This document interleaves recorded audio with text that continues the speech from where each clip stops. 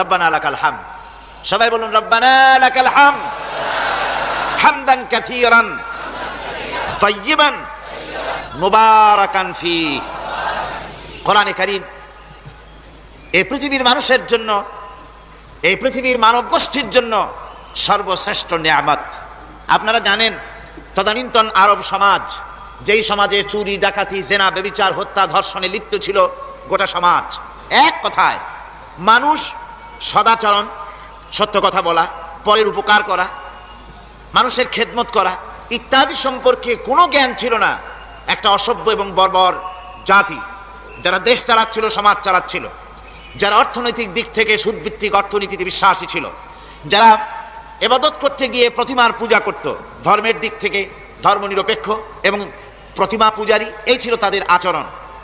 তারা নারীর সতীত্বের মর্যাদা দিত না। তাদের জৈবিক চাহিদা মেটাবার জন্য একটা নারীর প্রয়োজন ছিল। সে নারীটা কার বউ, কার মেয়ে, কার বোন দেখার কোনো প্রয়োজন ছিল না। এভাবে করে আত্মার দিক থেকে, মৃত্যুপ্রাপ্ত সভ্যতার দিক থেকে, সভ্যতার বিকাশের দিক থেকে, সকল দিক থেকে অধপাতিত, লাঞ্ছিত, পৃথিবীর পাপের পঙ্কিলতার আবর্তে নিমজ্জিত এই সমাজটাকে রাসূল করিম সাল্লাল্লাহু আলাইহি ওয়াসাল্লাম বিশ্বের সর্বশ্রেষ্ঠ সমাজে পরিণত করতে পেরেছিলেন কিনা বলুন? পেরেছিলেন। যেই জিনিস দিয়ে তিনি এই অধপাতিত সমাজকে পৃথিবীর শ্রেষ্ঠ সমাজে পরিণত করলেন, সেই জিনিসটার নাম কি?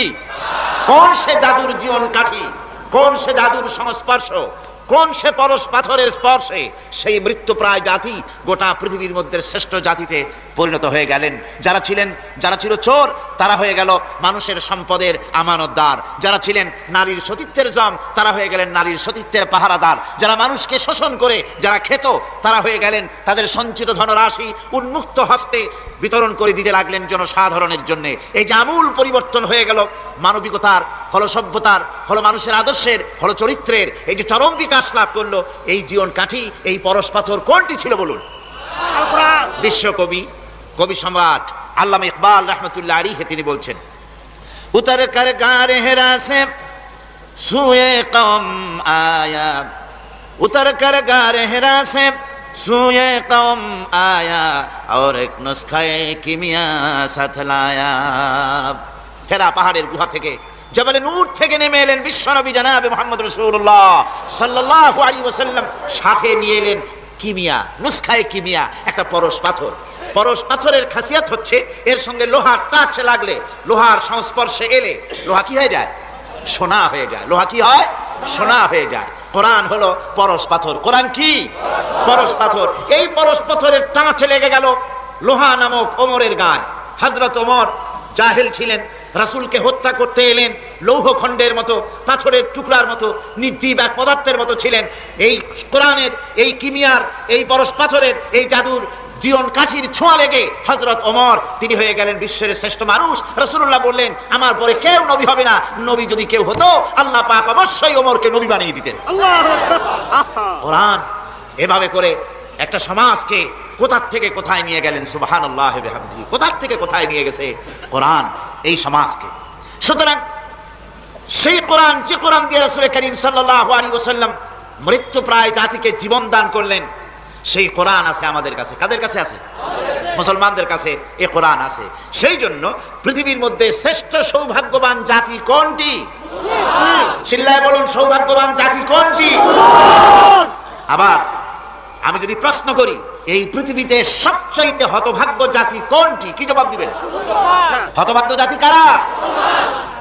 আপনারা ঠিকই জবাব দিয়েছেন, আপনারা জবাব সঠিক দিয়েছেন। এই পৃথিবীর সৌভাগ্যবান জাতি মুসলমান। কি কারণে? কারণ হচ্ছে যেখানে সমস্ত ধর্মগ্রন্থ তারমিম তাহরিফ হয়েছে, সমস্ত পরিবর্তন হয়েছে, তাদের কিতাবের অরিজিনালিটি পর্যন্ত নাই, সেইখানে কোরআনে কারীম আমাদের কাছে আছে অকৃত্রিম, অবিকৃত অবস্থায়। ঠিক কিনা কোন? যে জাতির কাছে আছে আল্লাহর কালাম অকৃত্রিম উপায়, যে জাতির কাছে কোরআন সংরক্ষিত, সেই জাতি কোরআনে কারীমের অফুরন্ত নিয়ামত এবং বরকত থেকে তারা মাহরুম। এজন্য এই জাতি পৃথিবীর মধ্যে সবচেয়ে হতভাগ্য জাতি। কোরআনে কারীমের নিয়ামত থেকে তারা ফায়দা পাচ্ছে না। কারণ কোরআনের কাছে মানুষ যায় তাবিজ আনার জন্য। কি আনার জন্য যায়? তাবিজ আনার জন্য। কোরআনে কারীম দিয়ে তাবিজ লেখা হচ্ছে, নকশা করে লেখা হচ্ছে, নকশা করে তাবিজ লেখা, নাম্বার দিয়ে জায়েজ নাই, তা ব্যবহার করাও জায়েজ নাই। খুব ভালো করে মনে রাখবেন, যে সমস্ত তাবিজ লেখা হয় নকশা করে 570, 380, 420 এরকম করে নাম্বার দিয়ে দিয়ে নকশা করে করে তাবিজ লেখা হয়, এই সব তাবিজ মুসলমানদের ব্যবহার করা জায়েজ নাই। শুধু তাই নয়, তাবিজ লিখে গলায় ধারণ করা সম্পর্কে রাসূল করিম সাল্লাল্লাহু আলাইহি ওয়াসাল্লাম বলেছেন, মান তাআল্লাকা শাইয়ান উকিলা ইলাইহি, যে জিনিস যে লটকায় শরীরের ভিতরে, গলায়, হাতে, কোথাও কিছু লটকালে ওর উপরে তাকে নির্ভর করে দেওয়া হয়, আল্লাহর উপরে তার আর নির্ভরতা থাকে না। সুতরাং কোরআনের কাছে যাওয়া হচ্ছে তাবিজের জন্য, যাওয়া হচ্ছে ঝাড় ফুকের জন্য, কোরআনের কাছে যাওয়া হচ্ছে। কোরআন কারীম থেকে ঝাড় ফুকের হাদিস আছে। রাসূল কারীম সাল্লাল্লাহু আলাইহি ওয়াসাল্লাম তাবিজ দেখেন নাই, সাহাবায়ে কেরাম তাবিজ দেখেন নাই, কিন্তু ঝাড় ফুক রাসূলুল্লাহ করেছেন এবং সাহাবায়ে কেরামও করেছেন, হাদিস দিয়ে এটা প্রমাণিত সত্য। কিন্তু তাবিজ হুজুর লেখেন নাই, সাহাবায়ে কেরাম লেখেন নাই। কোরআন কারীমের কাছে আমরা তাবিজের জন্য এর কাছে যাই।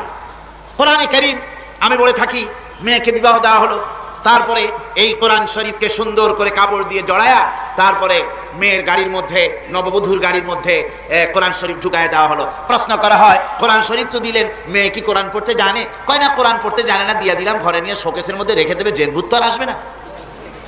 তার অর্থ হলো, তার ধারণা কোরআন শরীফ নাজিল হয়েছে জেন ভূত তাড়াবার জন্য। আল্লাহ যেন ভাবখানা এই, আল্লাহ যেন 30 পারা কোরআন শরীফ হুজুরকে দিলেন আর বললেন, হাবিব কোরআন একখান দিলাম, জনমের মতো তাবিজ লাগবেন আর জেনগুলো সব তাড়াই দিবেন। এই জন্য কোরআন এসছে, জোরে বলেন, এই জন্য এসছে না। এই জন্য আজকের পৃথিবীতে, সেই যুগে মুসলমান ছিল কম, মুসলমান বেশি ছিল না কম ছিল? কম ছিল। আর এখন মুসলমান কম না বেশি? 125 কোটি মুসলমান বর্তমান বিশ্বে বাস করে, কিন্তু তারা নির্যাতিত, নিপীড়িত, নিগৃহীত। বসনিয়ায় তাদের পায়ের তলায় মাটি নাই, আলজেরিয়ায় মুসলমানের পায়ের তলায় মাটি নাই, কাশ্মীরে মুসলমানদেরকে ভারতের জালিম কাফের সৈন্যরা পাখির বাচ্চার মতো গুলি করে মসজিদের ভিতরে শহীদ করে দিতেছে।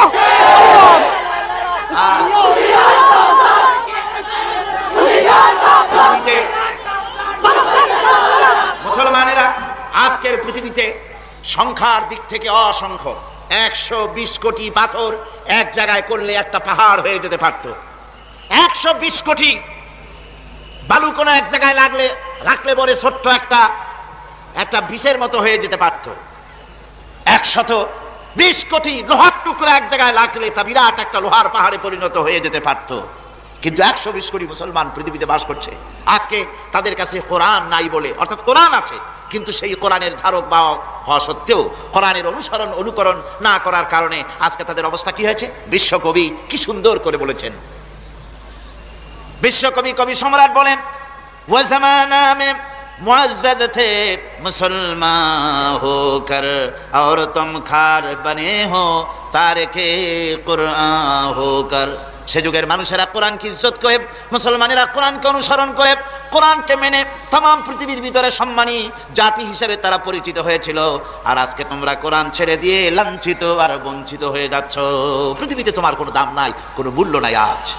সেই জন্য বলছিলাম, এই পৃথিবীর ভিতরে আল্লাহ রাব্বুল আলামিন মানুষকে বানালেন আশরাফুল মখলুকাত, শ্রেষ্ঠ বানালেন। শ্রেষ্ঠ বানাইছেন জ্ঞান দিয়ে। সেই জ্ঞান দিয়ে যদি আল্লাহকে চেনা না গেল, কোরআনকে চেনা না গেল, তাহলে আমরা পেলামটা কি, হলামটা কি? আসুন, আল্লাহ আমাদের কি শিখালেন সেটা আমরা কোরআন থেকে জানি। সূরা আর রহমান থেকে আমি আপনাদের সামনে আলোচনা করেছিলাম গতকাল। আজকেও কোরআনে কারীম থেকে সেই জায়গা থেকে আমরা আলোচনা করব। আপনারা আমার সাথে পড়েন, আউযু বিল্লাহি মিনাশ শাইতানির রাজীম, বিসমিল্লাহির রাহমানির রাহিম। আর রাহমানু আল্লামাল কুরআন খালাকাল ইনসানা আল্লামাহুল বায়ান। الشمس والقمر بحسبان والنجم والشجر يسجدان صدق الله العظيم। রহমান যিনি কোরআন শিখিয়েছেন, আল্লামাল কোরআন, রহমান তিনি এই কোরআন শিখিয়েছেন। দয়ার সাগর, যার দয়ার কোনো শেষ নাই, সমস্ত দয়ার ভিতরে শ্রেষ্ঠ দয়া হচ্ছে তিনি মানুষকে কোরআন শিখিয়েছেন। সুবহানাল্লাহ ওয়া বিহামদিহি। তিনি আমাদেরকে কোরআন দান করেছেন। কোরআন হচ্ছে জ্ঞানের উৎস। আল্লাহ যে জিনিসটা শিখালেন, এই জিনিসটা, এই জ্ঞানটা কার? বুঝেন না কথা? এই জ্ঞানটা কার? আল্লাহ পাকের। আমাদেরকে আল্লাহ পাক জ্ঞান দান করেছেন। জ্ঞান হচ্ছে দুই প্রকার, একটা হচ্ছে ওহীভিত্তিক জ্ঞান, আর একটা হচ্ছে গায়রে ওহীভিত্তিক জ্ঞান। ওহির জ্ঞানটা আসে কার কাছ থেকে? চিল্লা এখন কার কাছ থেকে? আল্লাহর কাছ থেকে আসে ওহির জ্ঞান। আর মানুষের কাছে যে জ্ঞানটা আছে এটা হলো তার মন মস্তিষ্ক প্রসূত জ্ঞান। আমাদের কাছে যত জ্ঞান আছে এই জ্ঞানটাকে আল্লাহ পাক বলেছেন ওয়ামা উতিতুম মিনাল ইলমি ইল্লা কলিলা, তোমাদেরকে খুব সামান্যতম জ্ঞান দেওয়া হয়েছে, খুবই সামান্যতম জ্ঞান তোমাদেরকে দেওয়া হয়েছে। আচ্ছা আপনারা বলুন, একটা ছোট্ট পাখি আটলান্টিক মহাসাগরের ভেতরে তার ঠোঁটটাকে ডুবিয়ে তারপরে সে যদি ঠোঁটটা তোলে তাহলে আটলান্টিকের পানি কমবে কতখানি? হ্যাঁ, অনেক কমে যাবে নাকি? আটলান্টিক টের পাবে যে কারো একটা ঠোঁট ঢুকছিল এর মধ্যে? টের পাবে। আটলান্টিক মহাসাগরের ভিতরে পাখি তার চঞ্চুটা ঢুকিয়ে দিয়ে যতটুকু পানি উঠাতে সক্ষম হয় না, ওহির জ্ঞান বাদ দিয়ে গোটা পৃথিবীতে মানুষের যত জ্ঞান আছে, মানব সৃষ্টির প্রথম দিন থেকে নিয়ে আজ পর্যন্ত, এখান থেকে নিয়ে কিয়ামত পর্যন্ত যত জ্ঞান এসছে এবং যত জ্ঞান হবে মানুষের, সমস্ত জ্ঞান এক জায়গায় করলে আল্লাহ সুবহানাহু ওয়া তাআলা অনন্ত অসীম জ্ঞানের মহাসমুদ্রের ভেতর থেকে পাখি যেমন আটলান্টিক থেকে যতটুকু পানি উঠাতে পেরেছে, বিশ্বের মানুষ আল্লাহর জ্ঞান থেকে অতটুকু তুলতে পারে না। খুব সামান্যতম জ্ঞান তোমাদেরকে দেওয়া হয়েছে। আমি অবাক হই যখন আল্লাহ পাকের কোরআনে কারীমের আয়াত যখন স্টাডি করি, যখন পড়াশোনা করি, মুতালা করি, অবাক হয়ে যাই। মানুষকে সামান্যতম জ্ঞান দেওয়া হয়েছে। আল্লাহ বলছেন সামান্যতম জ্ঞান। ওমা উতিতুম মিনাল ইলমি ইল্লা কালিল যদি বলতেন তবু একটা কথা ছিল যে তোমাদেরকে কিছু জ্ঞান দেওয়া হয়েছে, তো কিছু না বলা হচ্ছে ওমা উতিতুম মিনাল ইলমি ইল্লা কালিলা, সামান্যতম খুবই সামান্য জ্ঞান দেওয়া হয়েছে। সেই সামান্য জ্ঞানের ঠেলায় আমরা কোত্থেকে কোথায় চলে গিয়েছি। গরুর গাড়ি থেকে রকেট পর্যন্ত গিয়েছি, টেলিগ্রামের টরেটক্কা থেকে ফ্যাক্স পর্যন্ত পৌঁছে গেছি। কি সোজা জ্ঞান! এখান থেকে এই মাহফিলের ছবি, নিউজ, ভিউজ এন্ড পিকচার একত্রিত করে ছবি করে আপনি ফ্যাক্সের মেশিনে ঢুকিয়ে দিলেন, কোড নাম্বার টিপে দিলেন, লন্ডন, আমেরিকা, জেদ্দা বিভিন্ন জায়গায় দিয়ে দিলেন, মিনিট লাগবে না, কয়েক সেকেন্ডের ভিতরে এই মাহফিলের পূর্ণ ছবি এবং খবর সে দেশের পত্রিকায় ছাপা হতে পারবে। কি আজীব! অথচ আল্লাহ পাক বলছেন সামান্যতম জ্ঞান। আমি অবাক হই আরো যখন শুনতে পাই পৃথিবীর বিভিন্ন দেশের স্যাটেলাইটগুলি ছেড়ে দেওয়া হয়েছে মহাশূন্যে। এই স্যাটেলাইটগুলি ড্রাইভার ছাড়া, কোন রকমের পরিচালক ছাড়া, চালক ছাড়া স্যাটেলাইটগুলি বছরের পর বছর ঘুরছে পৃথিবীর মাটি থেকে 350-400 মাইল উপরে ঘুরছে, তো ঘুরছেই। দুনিয়া থেকে ছবি, নিউজ ক্যাচ করছে CNN, তারপরে স্টার টিভি ইত্যাদিতে সেগুলিকে তারা ছুড়ে দিচ্ছে। এভাবে করে যে দেশ থেকে যে দেশের স্যাটেলাইট সে দেশের পারপাস সার্ভ করতেছে। ওই স্যাটেলাইট 350-400 মাইল উপরে মহাশূন্যের ভেতরে তার মেশিনারি কোনো গোলযোগ হলে, যান্ত্রিক গোলযোগ যদি সৃষ্টি হয়, তাহলে ফ্রান্সের মাটিতে বসে, আমেরিকার মাটিতে বসে, ব্রিটেনের মাটিতে বসে বিজ্ঞানীরা কম্পিউটারের মাধ্যমে মনিটরিং করে 400 মাইল উপরের মেশিনকে ভালো করে দিচ্ছে।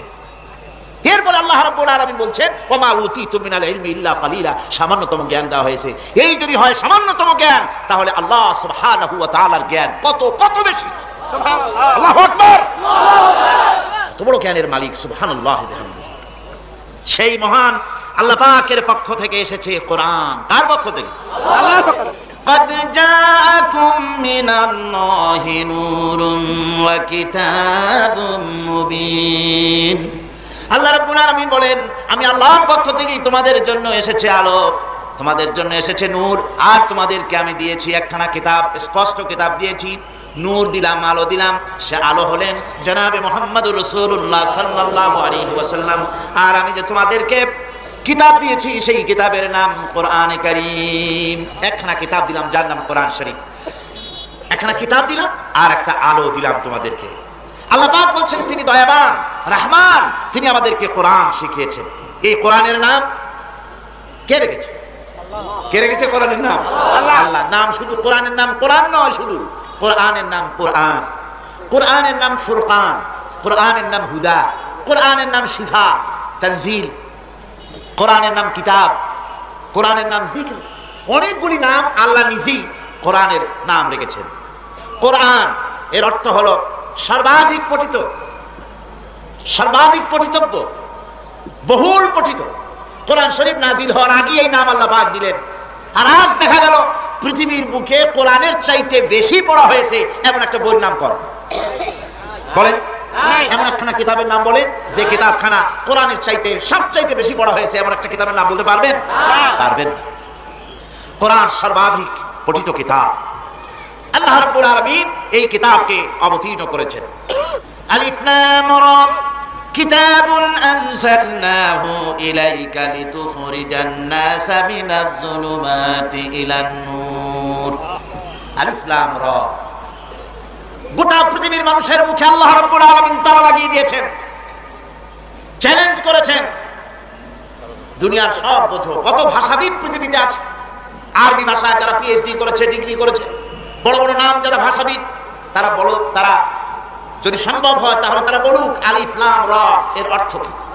আলিফ লাম মিম হা মিম আইন সিন কাফ ইয়াসিন তাহা, পারবে কি এর অর্থ? ওয়াল্লাহু আ'লামু বিমুরাদিহি, এর অর্থ কেবলমাত্র আল্লাহ এবং তার বান্দা, যার প্রতি এই কিতাব অবতীর্ণ করা হয়েছে, তিনিই বুঝতে পারেন।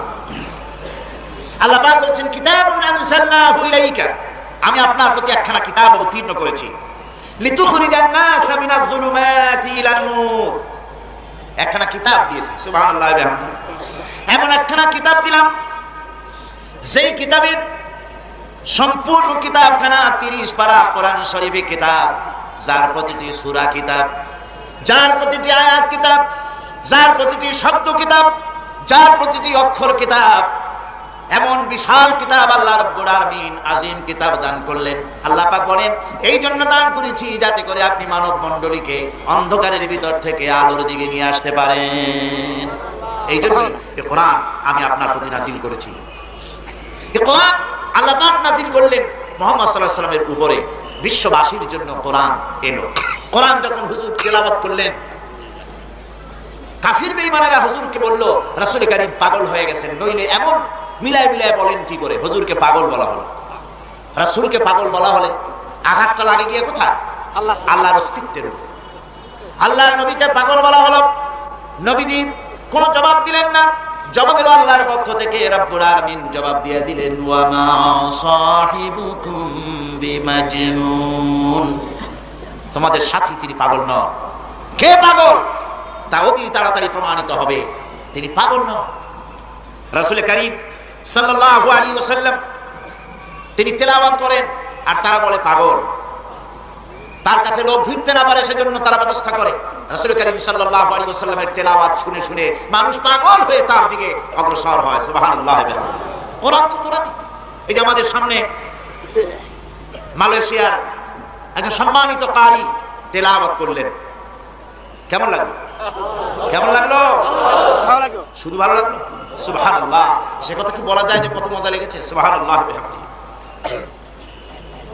হাম্মালাতুল হাতাবকে তিনি একবার পড়েছেন হাম্মালাতুল হাতাব, হাম্মালাতুল হাতাব। যারা জানেন না তারা মনে করেছেন উনি বুঝি ভুল পড়লেন, আসলে কিন্তু তা নয়। 7 রকমই পড়া যায়, তারা এক রকম উনি পড়েছেন, 2 রকম পড়েছেন। কোরআন কারীমের এত মজা তেলাওয়াত, মানুষ শোনে আর মুগ্ধ হয়, এর মজা আজ পর্যন্ত শেষ হলো না। কোরআন কারীম আল্লাহ পাক অবতীর্ণ করেছেন মানুষের কাছে, অর্থাৎ রাসূল কারীম সাল্লাল্লাহু আলাইহি ওয়াসাল্লামের কাছে। এক সময় এভাবে নাযিল হয়নি, 30 পারা কোরআন একসাথে আসেনি। এসছে কিভাবে? ধারাবাহিকভাবে আস্তে আস্তে একটু একটু করে আল্লাহ পাক অবতীর্ণ করেছেন। রাসূল কারীমের কাছে কোরআন আসতেছে, নাযিল হচ্ছে, ওহী নিয়ে আসতেছে জিবরাইল, হুজুর মুখস্থ করতেছে। মুখস্থ করতে গিয়ে আল্লাহর নবী তাড়াহুড়ো করছেন। রব্বুল আলামিন শুনিয়ে দিলেন লা তুহাররিক বিহি লিসানাকা লিতাজালা বি। কোরআন কারীমকে মুখস্থ করার জন্য, এই ওহী মুখস্থ করার জন্য এত চেষ্টা সাধ্য আপনার করা লাগবে না, এত তাড়াহুড়ো করার কোনো প্রয়োজন নাই। জিবরাইল যখন আপনার প্রতি কোরআন অবতীর্ণ করে, আপনি শুধু একবার তার সঙ্গে তেলাওয়াত করে যাবেন, ইন্না আলাইনা জামাহু ওয়া কুরআনা। কোরআন আপনার প্রতি যখন নাযিল হবে, আপনি শুধু জিবরাইলের সাথে তেলাওয়াত করে যাবেন। আপনার সিনার ভিতরে 30 পারা কোরআন শরীফ, গোটা কোরআন শরীফ মুখস্থ করিয়ে দেওয়ার মালিক আমি আল্লাহ। আমি আপনাকে মুখস্থ করিয়ে দেব, আপনি মুখস্থ করতে পারবেন। আপনার সিনার ভিতরে কোরআন কারীম আমি বদ্ধ করে দেব, বদ্ধমূল করে দেব। আপনি পড়তে পারবেন, আপনি বুঝাইতে পারবেন, আপনি মানুষকে তেলাওয়াত করে শোনাতে পারবেন। এই সবগুলি ক্ষমতা আমি আপনাকে দান করব। সুবহানাল্লাহ। ওহী নাযিল হচ্ছে রাসূল কারীম সাল্লাল্লাহু আলাইহি ওয়াসাল্লামের কাছে। ওহীর মাধ্যমে এই কোরআন পুরাটাই এসেছে কিসের মাধ্যমে? ওহীর মাধ্যমে এসেছে। কে এনেছেন ওহী? হযরত জিবরাইল আলাইহিস সালাম সমস্ত পয়গম্বরদের কাছে তিনি ওহী নিয়ে এসেছেন। এই ওহীর অর্থ হলো, ওহীর কয়েকটা অর্থ হয়। একটা অর্থ হচ্ছে ইশারা করা, আর একটা অর্থ হচ্ছে দিলের মধ্যে কোনো কথা, কোনো ভাবের উদ্রেক করে দেওয়া। ওহীর আরেক অর্থ হচ্ছে পেগাম পৌঁছানো। তো নবীদের ব্যাপারে যখন ওহী ব্যবহার করা হয় তখন তার অর্থ হয় পেগাম পৌঁছানো। আর যখন এটাকে অন্য কোনো জায়গায় ব্যবহার করা হয় ওহী শব্দ, তখন এটা ইশারা অথবা ভাবের উদ্রেকের কথা বলা হয়। যেমন আল্লাহ পাক মধুমক্ষিকার ব্যাপারে বলেছেন, ওয়া আওহা রাব্বুকা ইলান নাহলি আন ইত্তাখিযি মিনাল জিবালি বুয়ুতা। আমি মধুমক্ষিকার তার উপর ওহী করলাম। তার অর্থ এই নেই যে মধুমক্ষিকার কাছে, মৌমাছির কাছে হযরত জিবরাইল পাঠাইলাম, তা না। এটা হলো ইশারা করা। মধুমক্ষিকাকে ইশারা করা হলো তুমি বাসা বানাও, মানুষের বাড়িতে বাসা বানাও, গাছে বাসা বানাও, পাহাড়ে বাসা বানাও। যেহেতু মধুকে আল্লাহ পাক কোরআন শরীফের মধ্যে বলেছেন এটা হলো শিফা, মানুষের জন্য এটা কি শিফা, সমস্ত রোগের প্রতিষেধক। মধু হচ্ছে, মধু আর কালিজিরা এই দুটি জিনিস সমস্ত রোগের প্রতিষেধক। কালিজিরা সম্পর্কে রাসূল করিম সাল্লাল্লাহু আলাইহি ওয়াসাল্লাম বলেছেন কালো জিরা, চেনেন তো কালো জিরা? কালো জিরা সম্পর্কে রাসূল করিম সাল্লাল্লাহু আলাইহি ওয়াসাল্লাম বলেছেন ওয়াহাজি হাব্বাতুস সাওদা দাওয়াউন লিকুল্লি দাইন ইল্লা সাম। হুজুর বলেছেন এই কালো দানাগুলি সমস্ত রোগের ওষুধ, শুধুমাত্র মৃত্যু ছাড়া। সুবহানাল্লাহ, মৃত্যু ছাড়া সব রোগের ওষুধ। আর মধুকে আল্লাহ পাক বানিয়েছেন সমস্ত মানব গোষ্ঠীর জন্য রোগের প্রতিষেধক। মধু, সেই মধু যদি শুধু গাছে হয় তাহলে মরুভূমিতে যারা বাস করবে তারা তো মধু পাবে না। সেই জন্য আল্লাহ রাব্বুল আলামিন মৌমাছিকে ইশারা করলেন গাছে বাসা বানাও, পাহাড়ে বাসা বানাও, বাড়িতে গিয়ে বাসা বানাও। অনেক বিল্ডিংও দেখছেন না, বিল্ডিং এ হচ্ছে, গাছে হচ্ছে। এটা ওহী মানে জিবরাইল আসা নয়। এই ওহীর অর্থ হচ্ছে আল্লাহ রাব্বুল আলামিন তাকে ইশারা করেছেন। আবার হযরত মূসা আলাইহিস সালামের মা, মূসা আলাইহিস সালাম পেটে থাকতে সেই বাচ্চা যখন ডেলিভারি হলো, এখন বাচ্চাকে নিয়ে কি করবে? ফেরাউন বলেছিল যে পুত্র সন্তান হলে সব মেরে ফেলো আর কন্যা সন্তান হলে সব বাঁচায় রাখো। তো এখন এই বাচ্চাকে কি করা যাবে? খুব বিপদে পড়ে গেল। আল্লাহ পাক বলছেন ইযা আওহাইনা ইলা উম্মিকা মা ইউহা। মূসা আলাইহিস সালামের মাকে স্মরণ করো সেই সময় কথা যখন তোমার মাকে ওহীর আকারে তাকে বলে দেওয়া হয়েছিল। অর্থাৎ তার মনের ভিতরে ভাবের উদ্রেক আল্লাহ পাক করে দিলেন যে এই বাচ্চাটাকে নিয়ে বাক্সের মধ্যে ভরে নদীর মধ্যে ছেড়ে দাও। এ হলো এক ধরনের ওহী। আর এই ওহী যখন পয়গম্বরদের ব্যাপারে হয় যে ওহী এসেছে, তার অর্থ হলো হযরত জিবরাইল নিজে আল্লাহর পক্ষ থেকে বাণী নিয়ে এসেছেন। তার কারণ হচ্ছে আবার এই ওহী শুধুমাত্র মুহাম্মদ রাসূলুল্লাহ সাল্লাল্লাহু আলাইহি ওয়াসাল্লামের কাছে ওহী এসেছে, আর কারো কাছে আসে না, এটা ঠিক নয়। ওহী এসেছে সমস্ত নবীদের কাছে, ওহী সব নবীদের কাছে এসেছে। আল্লাহ রাব্বুল আলামিন কোরআনে কারীমের মধ্যে বলেছেন ইন্না আওহাইনা ইলাইকা কামা আওহাইনা ইলা নূহিন ওয়ান নাবিয়্যিনা মিন বা'দিহি ওয়া আওহাইনা ইলা ইব্রাহিমা ওয়া ইসমাঈলা ওয়া ইসহাকা ওয়া ইয়াকুব। আমি তোমার প্রতি ওহী নাজিল করেছি যেমন করে ওহী দিয়েছি নূহের পরে, ইব্রাহিমের পরে, ইসহাকের উপরে, ইয়াকুবের উপরে এবং তার আওলাদ, তাদের মধ্যে থেকে যারা নবুয়ত পেয়েছে তাদের কাছে আমি ওহী অবতীর্ণ করেছি। এই ওহী আল্লাহর কাছ থেকে অত্যন্ত নির্ভরতার সাথে এই ওহী পৌঁছিয়েছেন হযরত জিবরাইল আলাইহিস সালাম, জিবরাইল আমিন, যে ওহীর ভিতরে যা পৌঁছাবার ভিতরে কোনো ত্রুটি বিচ্যুতি ঘটেনি। সুতরাং আল্লাহ পাক বলছেন যে আমার নবী যা বলেছেন কোরআনের নামে সব আল্লাহর কথা। সব কার কথা? আল্লাহ পাক গ্যারান্টি দিচ্ছেন যে আমি এমন কোরআন তোমাদের শিখিয়েছি যে কোরআনের ভিতরে কোনো ভেজাল নাই। মা ইয়ানতিকু আনিল হাওয়া ইন হুয়া ইল্লা ওয়াহিয়ুহা। নফসকে অনুসরণ করে, প্রবৃত্তিকে অনুসরণ করে আমার নবী কোনো কথা বলেন নাই। আমার নবী যেটা বলেছেন সেটা হলো ওহী। আমি যা বলতে বলেছি তাই তিনি বলেছেন। তিনি যদি আমার কথা বাদ দিয়া নিজে কথা তৈরি করি কোরআনে কারীমের নামে যদি চালাই দিতেন, ওয়ালাউ তাকাওয়ালা আলাইনা বা'দাল আকাওয়িল লাখাযনা মিনহু বিল ইয়ামিন। তিনি যদি নিজের থেকে কোনো কথা বানিয়ে কোরআনের ভিতরে যদি ঢুকিয়ে দিতেন, আমি আমার নবীর ডান হাতকে চেপে ধরতাম আর তার কণ্ঠনালীকে আমি আল্লাহ রাব্বুল আলামিন কেটে ফেলে দিতাম। অর্থাৎ রাসূল করিম যা বলেছেন, ওহীর নামে যা বলেছেন সব হচ্ছে আমার কথা। কার কথা? আল্লাহ পাকের কথা। এই কোরআন আল্লাহ নাজিল করলেন।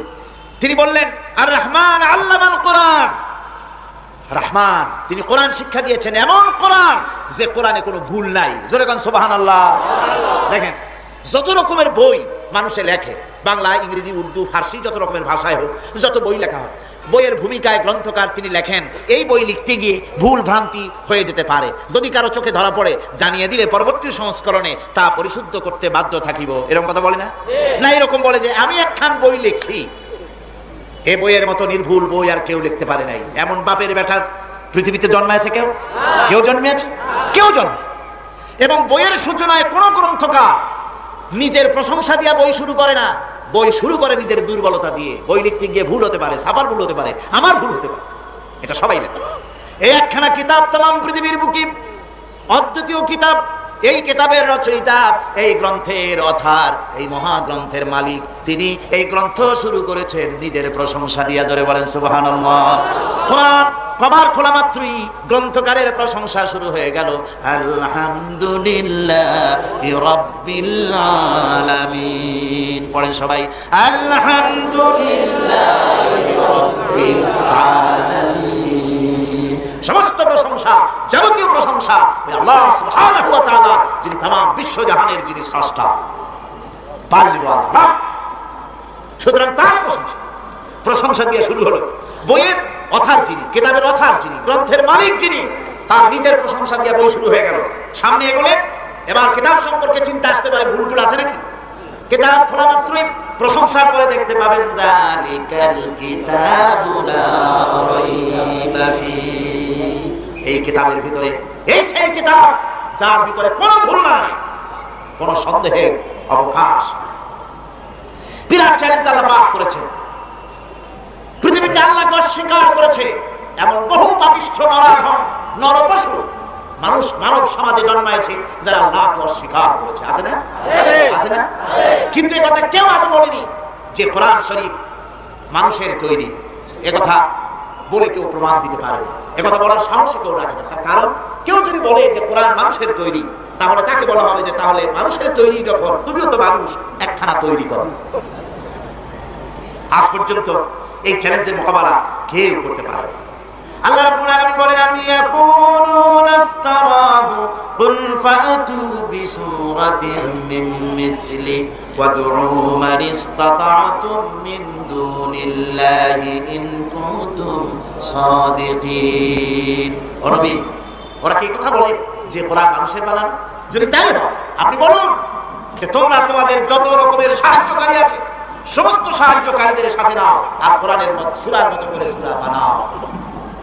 এরপর আল্লাহ রাব্বুল আলামিন আবার চ্যালেঞ্জ করলেন, কুল লা ইসতামা'তিল ইনসু ওয়াল জিন্নু আইয়াতু বিমিসলি হাদাল কুরআন। আপনি বলুন तमाम পৃথিবীর মানুষ আর জেনেরা সব একত্রিত হয়ে যাও, সবাই একত্রিত হয়ে কোরআনে কারীমের সূরার মতো করে সূরা বানায় নিয়ে আসো যদি তোমাদের পক্ষে সম্ভব হয়। আল্লাহ পাক বলেন, লা ইয়াতুনা বিমিসলিহি ওয়ালাউ কানা বা'দুহুম লিবা'দিন যাহিরা।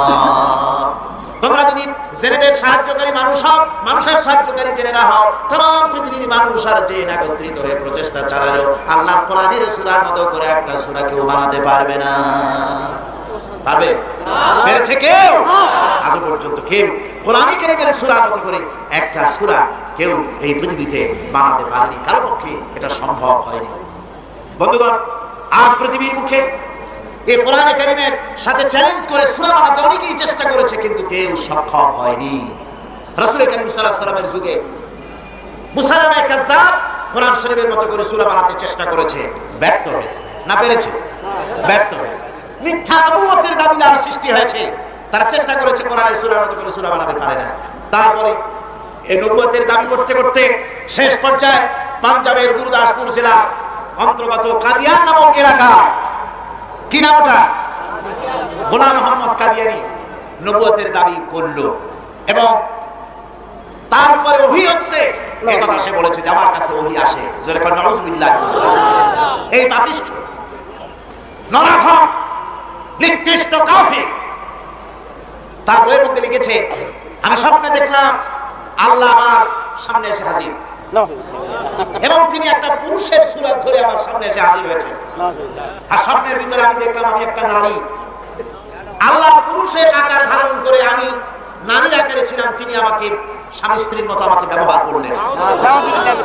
এরপর স্বপ্নের ভিতরে আমি গর্ভবতী হলাম, আর সেই গর্ভবতী হয়ে আমি গোলাম মোহাম্মদ থেকে ঈসা মসিহে পরিণত হয়ে গেলাম। নাউযুবিল্লাহ। এই নিকৃষ্ট পাপী গোলাম মোহাম্মদ পৃথিবীতে আমাদের মধ্যে বিভিন্ন মাসাইল নিয়ে অনেক তর্ক বিতর্ক আছে না? আছে কিনা? অনেক তর্ক বিতর্ক আছে, বিভিন্ন মাসাইল নিয়ে আছে, কিন্তু এই মাসলার ব্যাপারে পৃথিবীর কোন আলেমদের দ্বিমত নাই। সারা পৃথিবীর সমস্ত আলিম, মুহাদ্দিস, মুফাসসির, পীর, বুজুর্গ, সমস্ত উলামারা, মুসলিম উম্মাহ একমত, গোলাম মোহাম্মদ কাদিয়ানী কাফের, তার অনুসারীরা কাফের।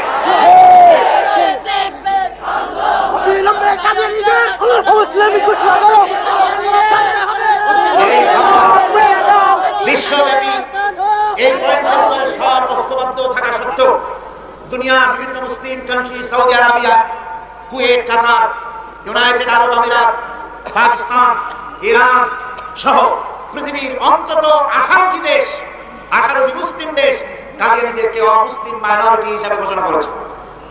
বাংলাদেশের উলামা মাশায়েখ সব ঐক্যবদ্ধ, সরকারকে দাবি জানানো হচ্ছে তাকে গোলাম মোহাম্মদ এর অনুসারীদেরকে সংখ্যালঘু হিসাবে, অমুসলিম হিসাবে ঘোষণা করে দেওয়ার জন্য। কারণ কি? কারণ হচ্ছে তারা মুসলমানদেরকে বিভ্রান্ত করতেছে ইসলামের নামে, ঠিক কিনা? তারা মসজিদ বানাচ্ছে। কাদিয়ানীরা যে মসজিদ বানায়, এটা কোনো মসজিদ নয়। একটা মন্দিরের সাথে আর কাদিয়ানীদের মসজিদের সাথে কোনো পার্থক্য নাই। তারা গোরস্থান বানায়, তারা মুসলমানদের গোরস্থানে নিজেদের লোককে দাফন করে না, আর মুসলমানদের কোন মুসলমান মারা গেলে তাদের গোরস্থানেও তারা কবর দিতে দেয় না।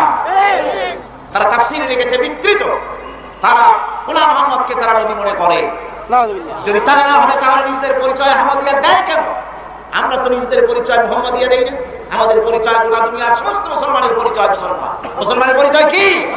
মুহাম্মাদি নয়, আহমদি নয়, শাফিঈ নয়, মালিকি নয়, হানাফি নয়। বিশ্বের সমস্ত মুসলমানের পরিচয় ওয়াসাম্মাকুমুল মুসলিমিন। আল্লাহ রাব্বুল আলামিন আমাদেরকে মুসলমান খেতাব দিয়েছেন। আমাদের পরিচয় কি? মুসলমান। তারা নিজেদের পরিচয় দিয়েছে আহমদি, আহমদি জামাত। আজকে ঢাকায় যে সম্মেলন হয়ে গেল, মহাসমাবেশ হলো, এই মহাসমাবেশ না হওয়ার জন্য, যাতে হতে না পারে, সেজন্য বিশ্ববিদ্যালয়ের কিছু সংখ্যক শিক্ষক নাম ভাই ভারতের 5টা শিক্ষকরা বিবৃতি দিল যাতে এটা না হতে পারে।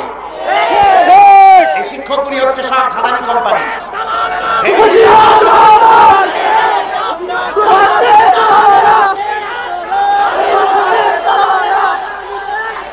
যে কয়জন ঢাকা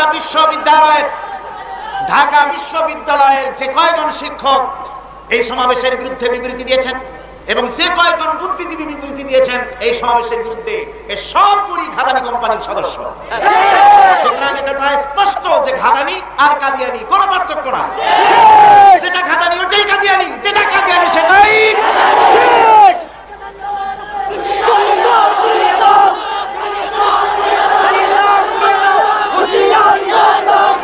সুতরাং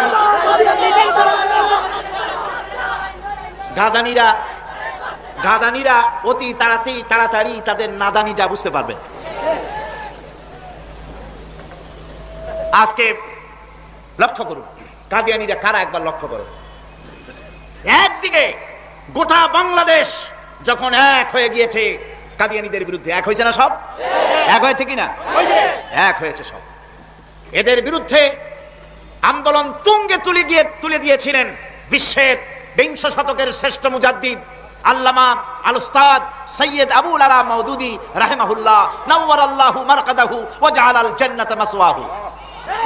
সর্বপ্রথম তিনি জোরালো, এর আগেও হয়েছে, তবে তার আন্দোলন ছিল সারা জাগানো আন্দোলন, যার কারণে ফাঁসির মঞ্চে পর্যন্ত তাকে মুখোমুখি হতে হয়েছিল। জানেন আপনারা?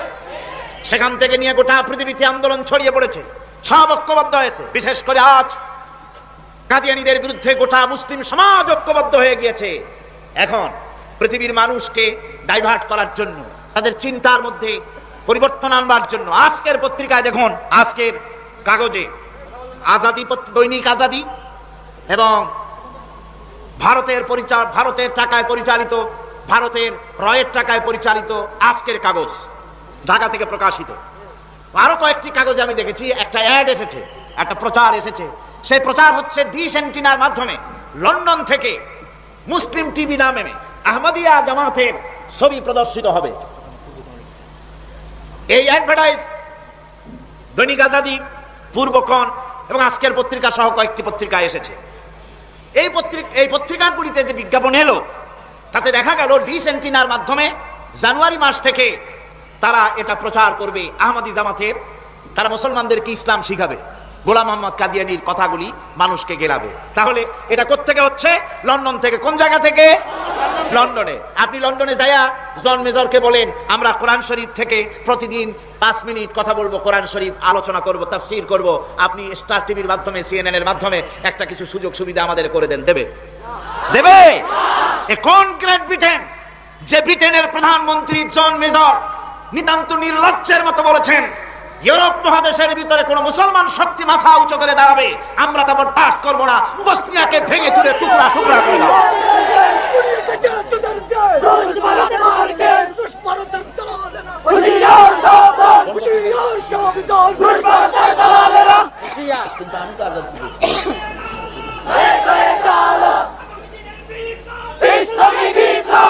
আমার বন্ধুগণ, এ হলো সেই ব্রিটেন, সেই ব্রিটেনে পৃথিবীর ইসলামের একটা চরম দুশ্মন সালমান রুশদিকে আশ্রয় দিয়েছে। সেই ব্রিটিশ গভর্নমেন্ট কাদিয়ানীদের সপক্ষে টিভি স্টেশন খুলে গোটা পৃথিবীর মুসলমানদের কলিজায় জ্বালা লাগিয়েছে। বাংলাদেশ সরকার যদি এই কাদিয়ানীদেরকে অমুসলিম ঘোষণা না করে তাহলে আগামী নির্বাচনে বাংলাদেশের জনগণ বর্তমান সরকারকে ভোট দিবে না।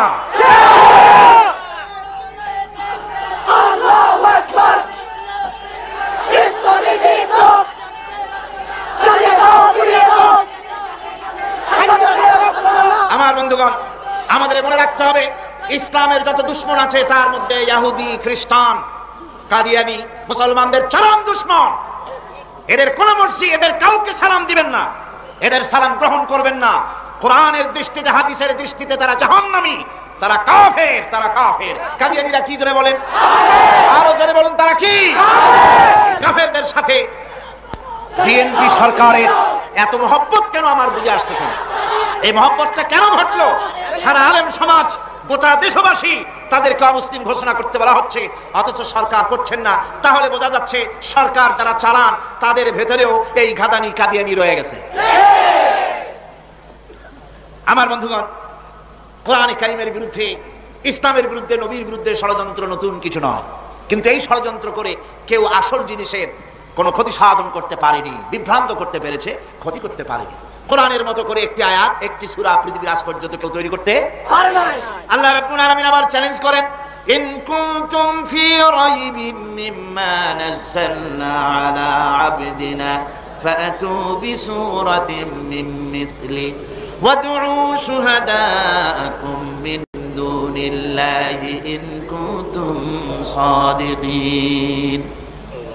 আমি আমার বান্দার উপরে যে কিতাব অবতীর্ণ করেছি এর ভিতরে সন্দেহ আছে বলে যদি মনে করো এর ভিতরে সন্দেহ আছে, মানুষের বানানো, এমনটি যদি সন্দেহ হয় তাহলে কোরআনের সূরার মতো করে একটা সূরা বানাও, ছোট্ট একটি সূরা বানাও। ফাতু বিসূরাতিন, সূরা আলে ইমরানের মতো না, সূরা আরাফের মতো না, সূরা মায়েদার মতো না। ফাতু বিসূরাতিন, ছোট্ট একটি সূরার মতো করে একটা সূরা বানাও।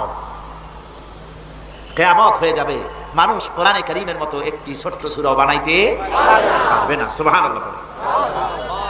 আমার ভাইরা, এই কোরআন আল্লাহ রব্বুল আলামিনের পক্ষ থেকে নাজিল হলো। কোরআন মানুষের চিরটা কাল ধরে, আবহমান কাল ধরে মানুষের মনকে আকৃষ্ট করেছে। কোরআনে কারীমের এর ভাষা, এর লালিত্য, এর মাধুর্য, এর রচনা শৈলী এবং এর গতিময় ছন্দ, এর শব্দ বিন্যাস মানুষকে মুগ্ধ করেছে চিরকাল ধরে। আল্লাহর নবী বলেন, এ কোরআন যখন আমি তেলাওয়াত করতেছিলাম একটা রাত্রে, যে রাতে আমার তেলাওয়াতের সামনে ছিল জেনেরা যখন আমার কাছ থেকে তেলাওয়াত শুনল, ইসসামিআতু হাত্তা ক্বালু ইন্না সামি'না কুরআনান আজাবা। আমার মুখ থেকে যারা যখন তেলাওয়াত শুনল, জেনেরা তখন এই কথা না বলে পারে নাই, আমরা এক আশ্চর্য ধরনের কিতাব শুনেছি। জোরে বলেন সুবহানাল্লাহ। ইন্না সামি'না কুরআনান আজাবা, এক আশ্চর্য ধরনের কোরআন শুনেছি। বলতেছে সেই সব জেনেরা যাদের বয়স 1000 বছর, 1500, 2000 বছর, 500 বছর, যারা জাবুর শুনেছে, ইনজিল শুনেছে, তাওরীত শুনেছে, সেসব জেনেরা বলছে ইন্না সামি'না কুরআনান আজাবা, আশ্চর্য কিতাব শুনেছে। এমন এক কিতাব ইয়াহদি ইলা রুশদ, যে কিতাব শুনলে বলে শ্রোতাকে হেদায়েতের রাস্তা দেখায় দেয়, এমন এক কিতাব শুনলাম।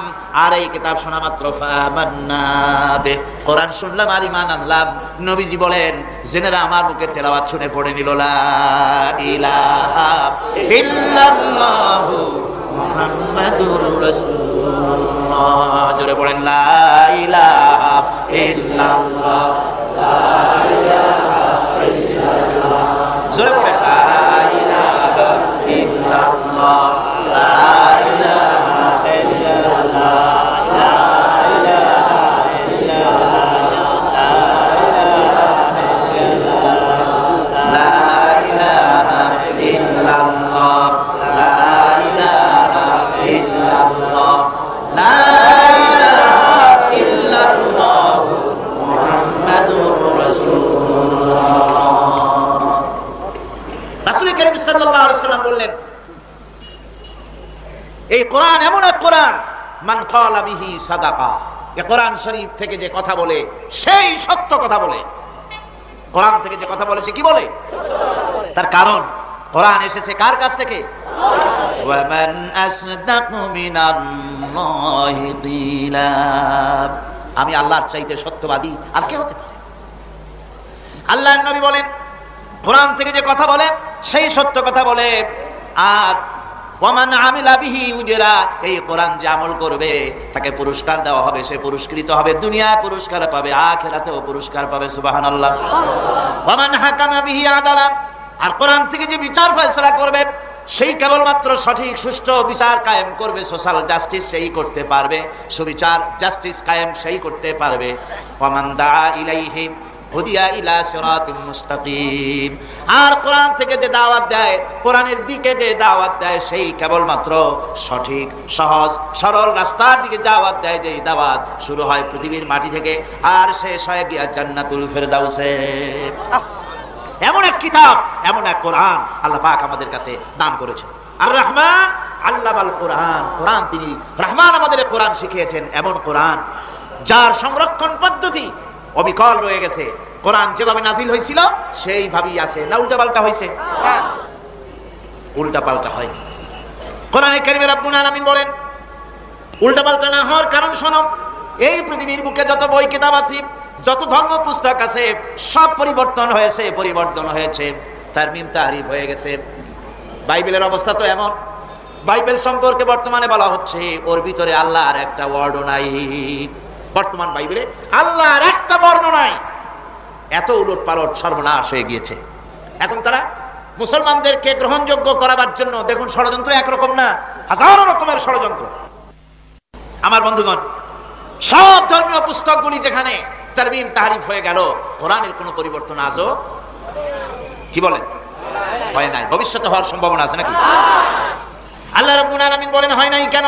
কারণ শোনো, নাহানু নাযালনা যিকরা ওয়া ইন্না লাহু লাহাফিজুন, কোরআন নাযিল করেছি আমি আল্লাহ, আর এর সংরক্ষণের সবটুকু দায়িত্ব আমি আল্লাহ আমার নিজ হাতে নিয়েছি। হেফাজতের দায়িত্ব কার? আল্লাহ পাক বলছেন এটা হেফাজতের দায়িত্ব আমি নিয়েছি। আল্লাহ যদি বলেন হেফাজতের দায়িত্ব আমি নিলাম, তাহলে পরিবর্তনের কথা চিন্তা করা যায়? এমন কোরআন আল্লাহ আমাদের শিখালেন যার পরিবর্তন হয় নাই, সন্দেহ নাই, পরিবর্তন হয় নাই, কোন রকমের উল্টা পাল্টা হয়ে যায় নাই। আল্লাহ পাক বলেন কিভাবে সংরক্ষণ করলাম, কায়দাটা দেখো। ওয়ালাকাদ ইয়াসসারনাল কুরআনা লিযিকর ফাহাল মিন মুদ্দাকির। বলুন তো দেখি, মাতৃভাষা নয় এমন কোন কিতাব পৃথিবীর মানুষ মুখস্থ করতে পেরেছে? কথা বলেন কেন? পেরেছে কেউ? পারেনি। কোরআনে কারীম মানুষ মুখস্থ করেছে। আল্লাহ বলেন ওয়ালাকাদ ইয়াসসারনাল কুরআনা লিযিকর, আমি এই কোরআনকে মুখস্থ করা মানুষের কাছে সহজ করে দিয়েছি। ফাহাল মিন মুদ্দাকির, আছে কি কেউ উপদেশ গ্রহণকারী? কেউ কি চিন্তা করে দেখবে যে কি সুন্দর করে এই কোরআন মানুষ মুখস্থ করতেছে? এত বড় বিশাল কিতাব, আজিম কিতাব, 114টি সূরা, 540টি রুকু, এত বড় বিরাট কিতাব, মানুষ মুখস্থ করতেছে, কলিজার মধ্যে গেঁথে রাখতেছে, কিভাবে সম্ভব? আল্লাহ রাব্বুল আলামিন বলেন, আমি এটা সহজ করে দিয়েছি। এই পৃথিবীর বুকে কোন ধর্মীয় কিতাবের কোনো হাফেজ নাই, বাইবেলের হাফেজ নাই, বেদের হাফেজ নাই, জিন্দা বিস্তার হাফেজ নাই, ত্রিপিটকের হাফেজ নাই। এমন যদি অবস্থা হয়ে যায়, পৃথিবীতে বাইবেল নাই, বেদ নাই, ত্রিপিটক নাই, জিন্দা বিস্তার নাই, এমন অবস্থা যদি হয় যে কোরআনও নাই, এমন অবস্থায় যদি 25 বছর চলে যায়, তাহলে আপনারা বলেন 25 বছর পর্যন্ত পৃথিবীতে কোনো ধর্মীয় কিতাব নাই। এখন যদি চ্যালেঞ্জ করা হয়, কে পারবে তাদের ধর্মীয় কিতাব আবার আগের মতো করে ছাপাইতে? কে পারবে? বেদ কি পারবে? হিন্দুরা পারবে? কোন হিন্দুরা কি পারবে? খ্রিস্টান কি পারবে? শিখেরা কি পারবে? দুনিয়ার কোন জাতি পারবে না। একটা জাতিতে পারবে, তার নাম কি? মুসলমান বলবে আমি পারবো। তার কারণ এই কোরআনে কারীম পৃথিবীর মুসলমানেরা যারা মুখস্থ করেছে তাদের সংখ্যা 1.5 কোটির কাছে চলে গেছে। অন্তত 1.5 কোটি মুসলমান কোরআনে কারীম তাদের সিনার মধ্যে বদ্ধমূল করেছে। সুবহানাল্লাহ। মনে হয় যেন একটা বিশাল সমুদ্রকে আল্লাহ পাক মানুষের সিনার মধ্যে ঘিরে দিয়েছে। কোরআন নাজিল হচ্ছে। রাসূল করিম বুখারী শরীফে এসেছে, প্রতি রমজান মুবারকে হযরতে জিবরাইল আসতেন, হুজুরকে বলতেন, হুজুর আপনি তেলাওয়াত করেন, আমি শুনি। যতটুক নাজিল হয়েছে পড়েন। হুজুর পড়তেন, জিবরাইল শুনতেন, আবার জিবরাইল পড়তেন, হুজুর শুনতেন। এমনি করে করে যে বছর হুজুর ইন্তেকাল করবেন, হুজুরের জীবনের শেষ রমজান মুবারকে কোরআন নাজিল পরিপূর্ণ হয়ে গেছে। হযরত জিবরাইল বলেন, হুজুর কোরআন তো নাজিল তামাম হয়ে গিয়েছে, এবার আপনি পুরা কোরআন পড়ে আমারে শোনান। হযরত রাসূল পুরাটা পড়ে 30 পারা পড়ে শোনায় দিলেন। জিবরাইল শুনলেন। এবার জিবরাইল বলেন, হুজুর আমি তেলাওয়াত করতেছি, আপনি শুনেন। হযরত জিবরাইল 30 পারা পড়লেন, হুজুর শুনলেন। আবার হযরত জিবরাইল বলেন, হুজুর এবার আবার আপনি পড়েন। হুজুর পড়লেন, জিবরাইল শুনলেন, আবার জিবরাইল পড়লেন, হুজুর শুনলেন। তার মানে হলো হুজুর যে বছর ইন্তেকাল করলেন ওই বছরের রমজান মুবারকে হযরত জিবরাইল 2 বার পড়েছেন, হুজুর শুনেছেন, আর হুজুর 2 বার পড়েছেন, জিবরাইল শুনেছেন, যাতে করে একটা জের জবর, একটা আয়াত, একটা সেমিকোলন যেন বাদ না পড়ে যায়। কোরআন কারীম মুখস্থ করার জন্য আল্লাহ রাব্বুল আলামিন এটাকে স্থায়ী করার জন্য বাধ্যতামূলক করেছেন। নামাজের ভিতরে তেলাওয়াত করতে হবে। মানুষ নামাজের মধ্যে তেলাওয়াত করে সওয়াবের জন্য, সকালে পড়ে, বিকালে পড়ে, অর্থ সহকারে বুঝে পড়ে, রাত্রে পড়ে, দিনে পড়ে। পৃথিবীতে এমন একটা মুহূর্ত নাই যখন কোরআনে কারীম তেলাওয়াত হয় না। জোরে বলেন সুবহানাল্লাহ। মানুষ এটাকে তেলাওয়াত করে। শরীফের ভিতরে রয়েছে সবকিছু। এর মধ্যে রয়েছে ইতিহাস, এর মধ্যে আছে বিজ্ঞান, এর ভিতরে রয়েছে দর্শন, ভূতত্ত্ব, উদ্ভিদতত্ত্ব, নৃতত্ত্ব, ফতত্ত্ব, জ্যোতির্বিজ্ঞান। এর ভিতরে রয়েছে মানুষের পারিবারিক নীতি, সামাজিক নীতি, চুক্তি নীতি, বন্ধি নীতি, যুদ্ধ নীতি, মানুষের যা প্রয়োজন সবকিছু এই কোরআনে কারীমের মধ্যে আল্লাহ পাক সন্নিবেশিত করে দিয়েছেন। জোরে বলেন সুবহানাল্লাহ। আমার ভাইয়েরা, কোরআন এর পরিচয়ের কথা বলতেছিলাম। আল্লাহ পাক কি কোরআন আমাদের শিখালেন, কোন কোরআন আমাদের শিখাইছেন, সেই কোরআনের পরিচিতি আপনাদের সামনে আমি তুলে ধরতেছি। আমি নিজে না, এবার কোরআন তার পরিচয় নিজেই দেবে। কেউ যদি কোরআনের কাছে জিজ্ঞাসা করে, কোরআন তুমি কোথা থেকে নাজিল হয়েছ, কে তোমাকে নাজিল করেছে, এই প্রশ্ন যদি কেউ কোরআনের কাছে করে, কোরআন নিজেই তার জবাব দিতে পারে কিনা? কোরআন নিজেই বলে, তানজিলাম মিম্মান খালাকাল আরদা ওয়াস সামাওয়াতিল উলা। এই কোরআন নাজিল করেছেন তিনি, যিনি ওই উচ্চ আকাশ আর জমিনকে যিনি সৃষ্টি করেছেন, সেই আল্লাহ আমারে নাজিল করেছেন। কোরআনের কাছে কেউ যদি প্রশ্ন করে, ও কোরআন এই পৃথিবীতে নাজিল হওয়ার আগে তুমি কোথায় ছিলে, কেউ যদি প্রশ্ন করে, কোরআনে কারীম নিজে নিজের পরিচয় শোনায়, আমি কোথায় ছিলাম শোনো। বাল হুয়া কুরআনুম মাজিদুন ফি লাওহিম মাহফুজ। বরং এই কিতাব অতি মর্যাদা সম্পন্ন সুরক্ষিত ফলকে লিপিবদ্ধ ছিল, আমি ছিলাম লোহে মাহফুজে, সেখান থেকে এসেছি। যদি কেউ প্রশ্ন করে, কোরআন কি, কোরআন তুমি কার উপরে অবতীর্ণ হয়েছ, জবাব কোরআন নিজেই দেয়, ওয়া আমিনু বিমা নুজিলা আলা মুহাম্মাদ ওয়া হুয়াল হাক্কু মির রাব্বিহিম। ঈমান আনো সেই জিনিসের উপরে যেটা মুহাম্মদ সাল্লাল্লাহু আলাইহি ওয়াসাল্লামের উপর অবতীর্ণ হয়েছে। আবার অন্য আয়াতেও জবাব পাওয়া যায়, তাবারাকাল্লাযী নাযালাল ফুরকানা আলা আবদিহি লিয়াকুনা লিল আলামিন নাযীরা। অতীব বরকতপূর্ণ মহান সত্তা সেই আল্লাহ রাব্বুল আলামিন, যিনি তার বান্দার পরে ফুরকান অবতীর্ণ করেছেন। সুবহানাল্লাহি ওয়া বিহামদিহি। কোরআনের নাম আমি বলেছিলাম শুধু কোরআন নয়, অনেক নাম আছে। কোরআনের আরেক নাম ফুরকান। কোরআনের আরেক নাম কি? আল ফারকু। বাইনাল হাক্কি ওয়াল বাতিল। কোরআন হচ্ছে সেই মহাসত্য যা মিথ্যা এবং সত্যের মধ্যে পার্থক্য সূচিত করে, মঙ্গল এবং অমঙ্গলের মধ্যে পার্থক্য সৃষ্টি করে, যা সত্য এবং মিথ্যার মধ্যে তাফরিকা সৃষ্টি করে, সত্যকে মানুষকে বুঝিয়ে দেয়, তার নাম হচ্ছে ফুরকান। এবার যদি প্রশ্ন করা হয়, ও কোরআন, বুঝলাম তুমি লৌহে মাহফুজে ছিলে, বুঝলাম তুমি নবীজির উপরে নাজিল হয়েছো, এবার বলো তুমি কোন মাসে নাজিল হয়েছো? তুমি তো আসছিলা প্রথম কোন মাসে নাজিল হয়েছো? এই প্রশ্ন যদি কেউ করে, কোরআন তার জবাবে বলবে শাহরু রমাদান আল্লাযী উনজিলা ফীহিল কুরআন, রমজানের পবিত্র মাসে আমি অবতীর্ণ হয়েছি। সুবহানাল্লাহ। যদি প্রশ্ন করা হয় রমজানে তো আসছো, কিন্তু প্রথম নাজিল হয়েছিল কোন সময়? ওটা কি দিন ছিল না রাত ছিল? কোরআন তার জবাবে বলে ইন্না আনজালনাহু ফি লাইলাতিল কদর, কদরের পবিত্র রাতে আমি এই পৃথিবীতে আমার আগমন ঘটেছিল। যদি প্রশ্ন করা হয় বুঝলাম সবই, কেন নাজিল হয়েছে তুমি? এই পৃথিবীতে তোমার আসার উদ্দেশ্য কি? মূল কাজটা কি? এই প্রশ্ন যদি করা হয়, কোরআনে কারীম তার জবাবে বলে শোনো কেন এসেছি, লিতুখরিজান নাসা মিনাজ যুলুমাতি ইলান নূর। আমার মিশন হচ্ছে গোটা বিশ্ব মানবতাকে পঞ্জীভূত জমাট বাঁধা অন্ধকারের ভেতর থেকে টেনে বের করে আলোর সন্ধান দিতে, আলোর দিকে আনার জন্য আমি কোরআন নাজিল হয়েছি। গোটা পৃথিবীর মানুষ আছে অন্ধকারের ভিতরে। কিসের মধ্যে? অন্ধকার কি? অন্ধকার হচ্ছে পুঁজিবাদ, অন্ধকার সমাজতন্ত্র, অন্ধকার ধর্ম নিরপেক্ষতাবাদ, অন্ধকার জাতীয়তাবাদ। মানুষের তৈরি করা যত মতবাদ সব কি? জোরে কোন সবগুলি কি? আজকে আসার সময় দেখলাম দেওয়ালে লেখা সমাজতন্ত্র আমরা প্রতিষ্ঠা করে ছাড়বো। চিন্তা করলাম যারা লিখছেন তারা কি পাগল না ছাগল? কি আশ্চর্য কথা! যেই মতবাদ পৃথিবীর মাটি থেকে যেসব দেশে জন্মগ্রহণ করেছে এই মতবাদ, সেই দেশের লোকেরা ঝাঁটা মেরে তাদের দেশ থেকে বিদায় করে দিল, তাদের কাস্তে কোদাল হাতুড়ি বিদায় করে দিল, পতাকা ছিন্ন ভিন্ন করে জুতার তলে পিষে শেষ করে দিল। লেনিন মার্কসের তৈরি করা শত সহস্র বিলিয়ন বিলিয়ন ডলারের মার্কস লেনিনের বইগুলি আগুন দিয়ে জ্বালিয়ে দিল। আর বাংলাদেশের কিছু ছাগল পাগল বলে যে সমাজতন্ত্র এখনো টিকায় রাখবো। এটা মাথা খারাপ, পাগল না মাথা গোল বুঝতে পারছি না। আমার বন্ধুগণ, এগুলি সব অন্ধকার। এই অন্ধকারের ভেতর থেকে মানুষগুলিকে টেনে আনবে কোরআন কিসের দিকে? আলোর। এবার যদি প্রশ্ন করা হয়, বুঝলাম তুমি অন্ধকার থেকে আলোর দিকে নিয়ে আসবে, আলোর দিকে আসলে পরে ফায়দাটা কি হবে?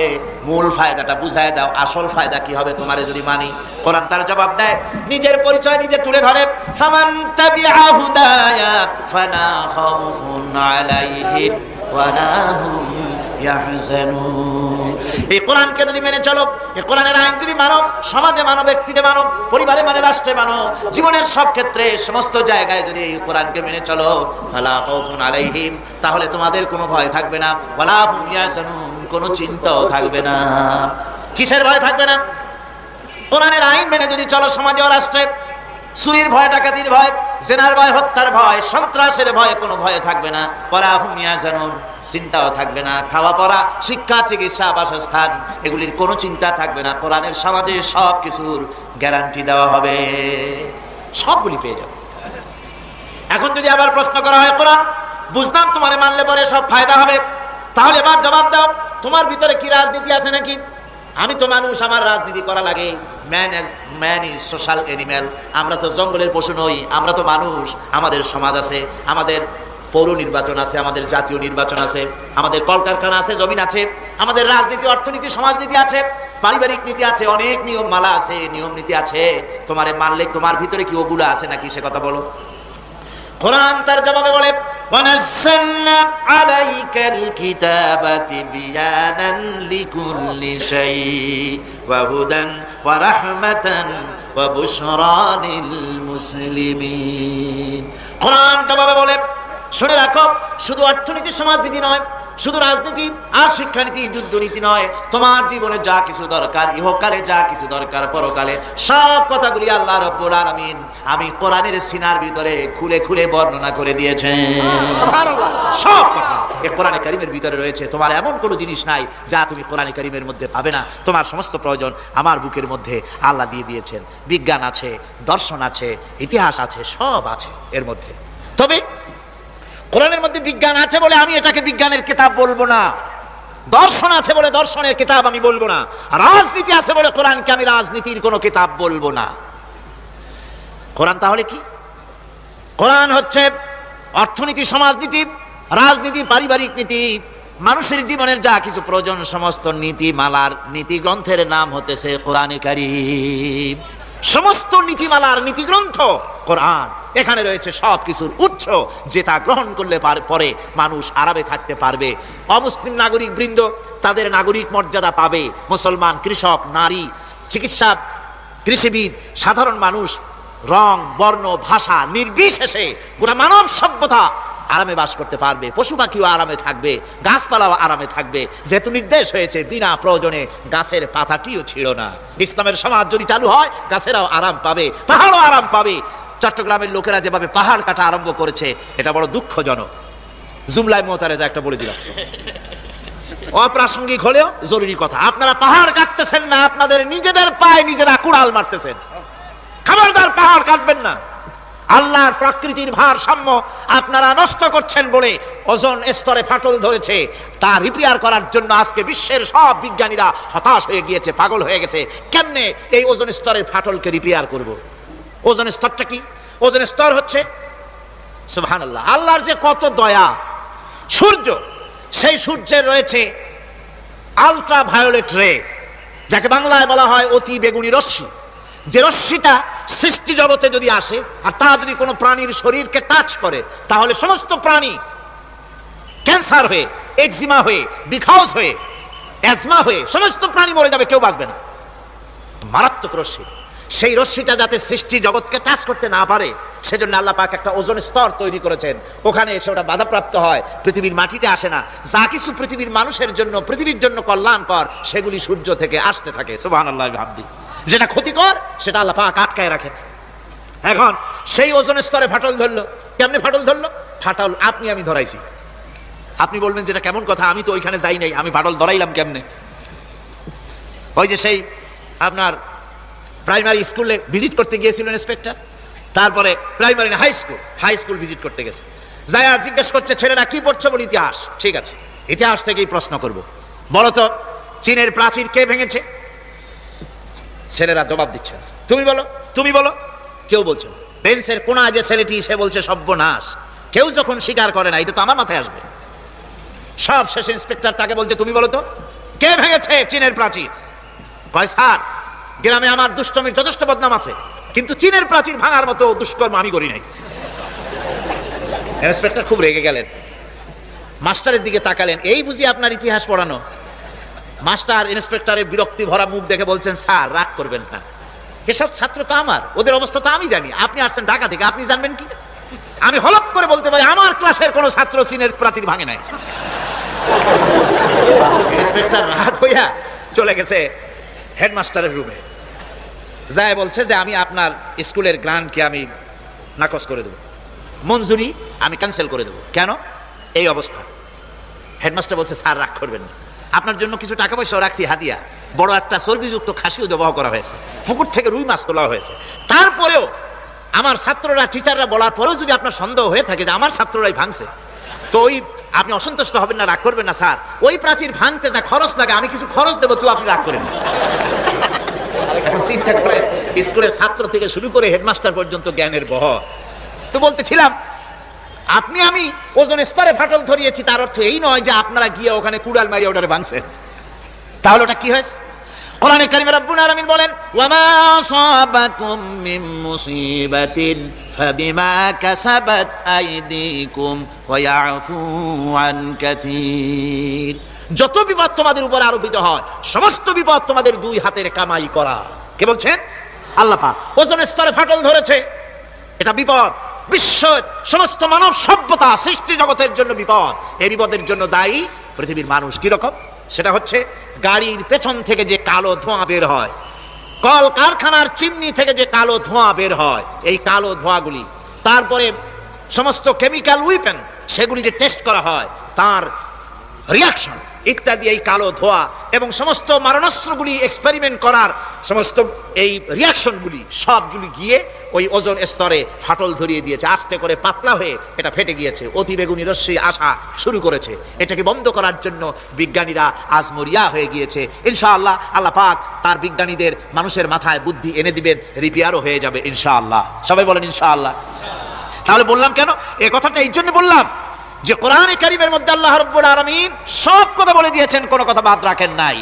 পাহাড়গুলি ভেঙে আমরা ক্ষতি করতেছি, গাছগুলি কেটে আমরা ক্ষতি করতেছি, প্রকৃতির ভারসাম্য নষ্ট করে দিচ্ছি, ফলে সমুদ্রের পানি স্ফীত হচ্ছে, ভূমিকম্প বাড়তেছে, ঘূর্ণিঝড় হচ্ছে, টর্নেডো হচ্ছে, পৃথিবী বিধ্বস্ত হয়ে যাচ্ছে, ক্লাইমেটের পরিবর্তন আসছে। আজকে পৌষ মাস, এটা কি মাস? কত তারিখ? দেখেন বাংলা ভাষাকে কত মহব্বত করি। যদি বলি আজকে ডিসেম্বরের কত তারিখ, গড়গড় করে মুখস্থ হয়ে যাবে। বাংলারে খুব ভালোবাসি, মাসটার তারিখ বলতে পারলাম না, দুঃখিত। এই হলো আমাদের ভালোবাসা। আজকে পৌষ মাসের অর্ধেকও শেষ হয়ে যাচ্ছে, অথচ মনে হচ্ছে শীত যেন তার শ্বশুর বাড়ি বেড়াতে গেছে। এই যে অবস্থা, এই অবস্থা শুধু বাংলাদেশে নয়, গোটা পৃথিবীতে ক্লাইমেটের একটা বিরাট পরিবর্তন আসতেছে, একটা বড় রকমের পরিবর্তন আসতেছে। এর কারণ হচ্ছে এই পৃথিবীর মানুষেরা নিজেরাই প্রকৃতির ভারসাম্যকে নষ্ট করে দিয়েছে। এই ভারসাম্য নষ্ট হওয়ার কারণে আবহাওয়ার পরিবর্তন হচ্ছে, সামুদ্রিক জলোচ্ছ্বাস বাড়তেছে, ভূমিকম্প, আগ্নেয়গিরি ইত্যাদি হচ্ছে এবং পৃথিবীর মানুষ বিধ্বস্ত হচ্ছে। বলতেছিলাম এই কোরআনে কারীমের মধ্যে আল্লাহ পাক সব কথা বলে রেখেছেন। যদি জানতাম, বুঝতাম, তাহলে এই অবস্থার সৃষ্টি হতো না। এটা বিজ্ঞানের বই নয়, রাজনীতির বই নয়, সমাজনীতির বই নয়, বরং সমস্ত নীতিমালার উচ্চ, জ্ঞানের উচ্চ হচ্ছে আল কোরআন। জ্ঞানের উচ্চ কি? আরো জোরে বলেন, জ্ঞানের উচ্চ কি? পবিত্র কোরআনে এমন এমন ঘটনা আল্লাহ পাক বলেছেন যা ষষ্ঠ শতাব্দীর দুনিয়া এ সম্পর্কে কিছুই জানতো না।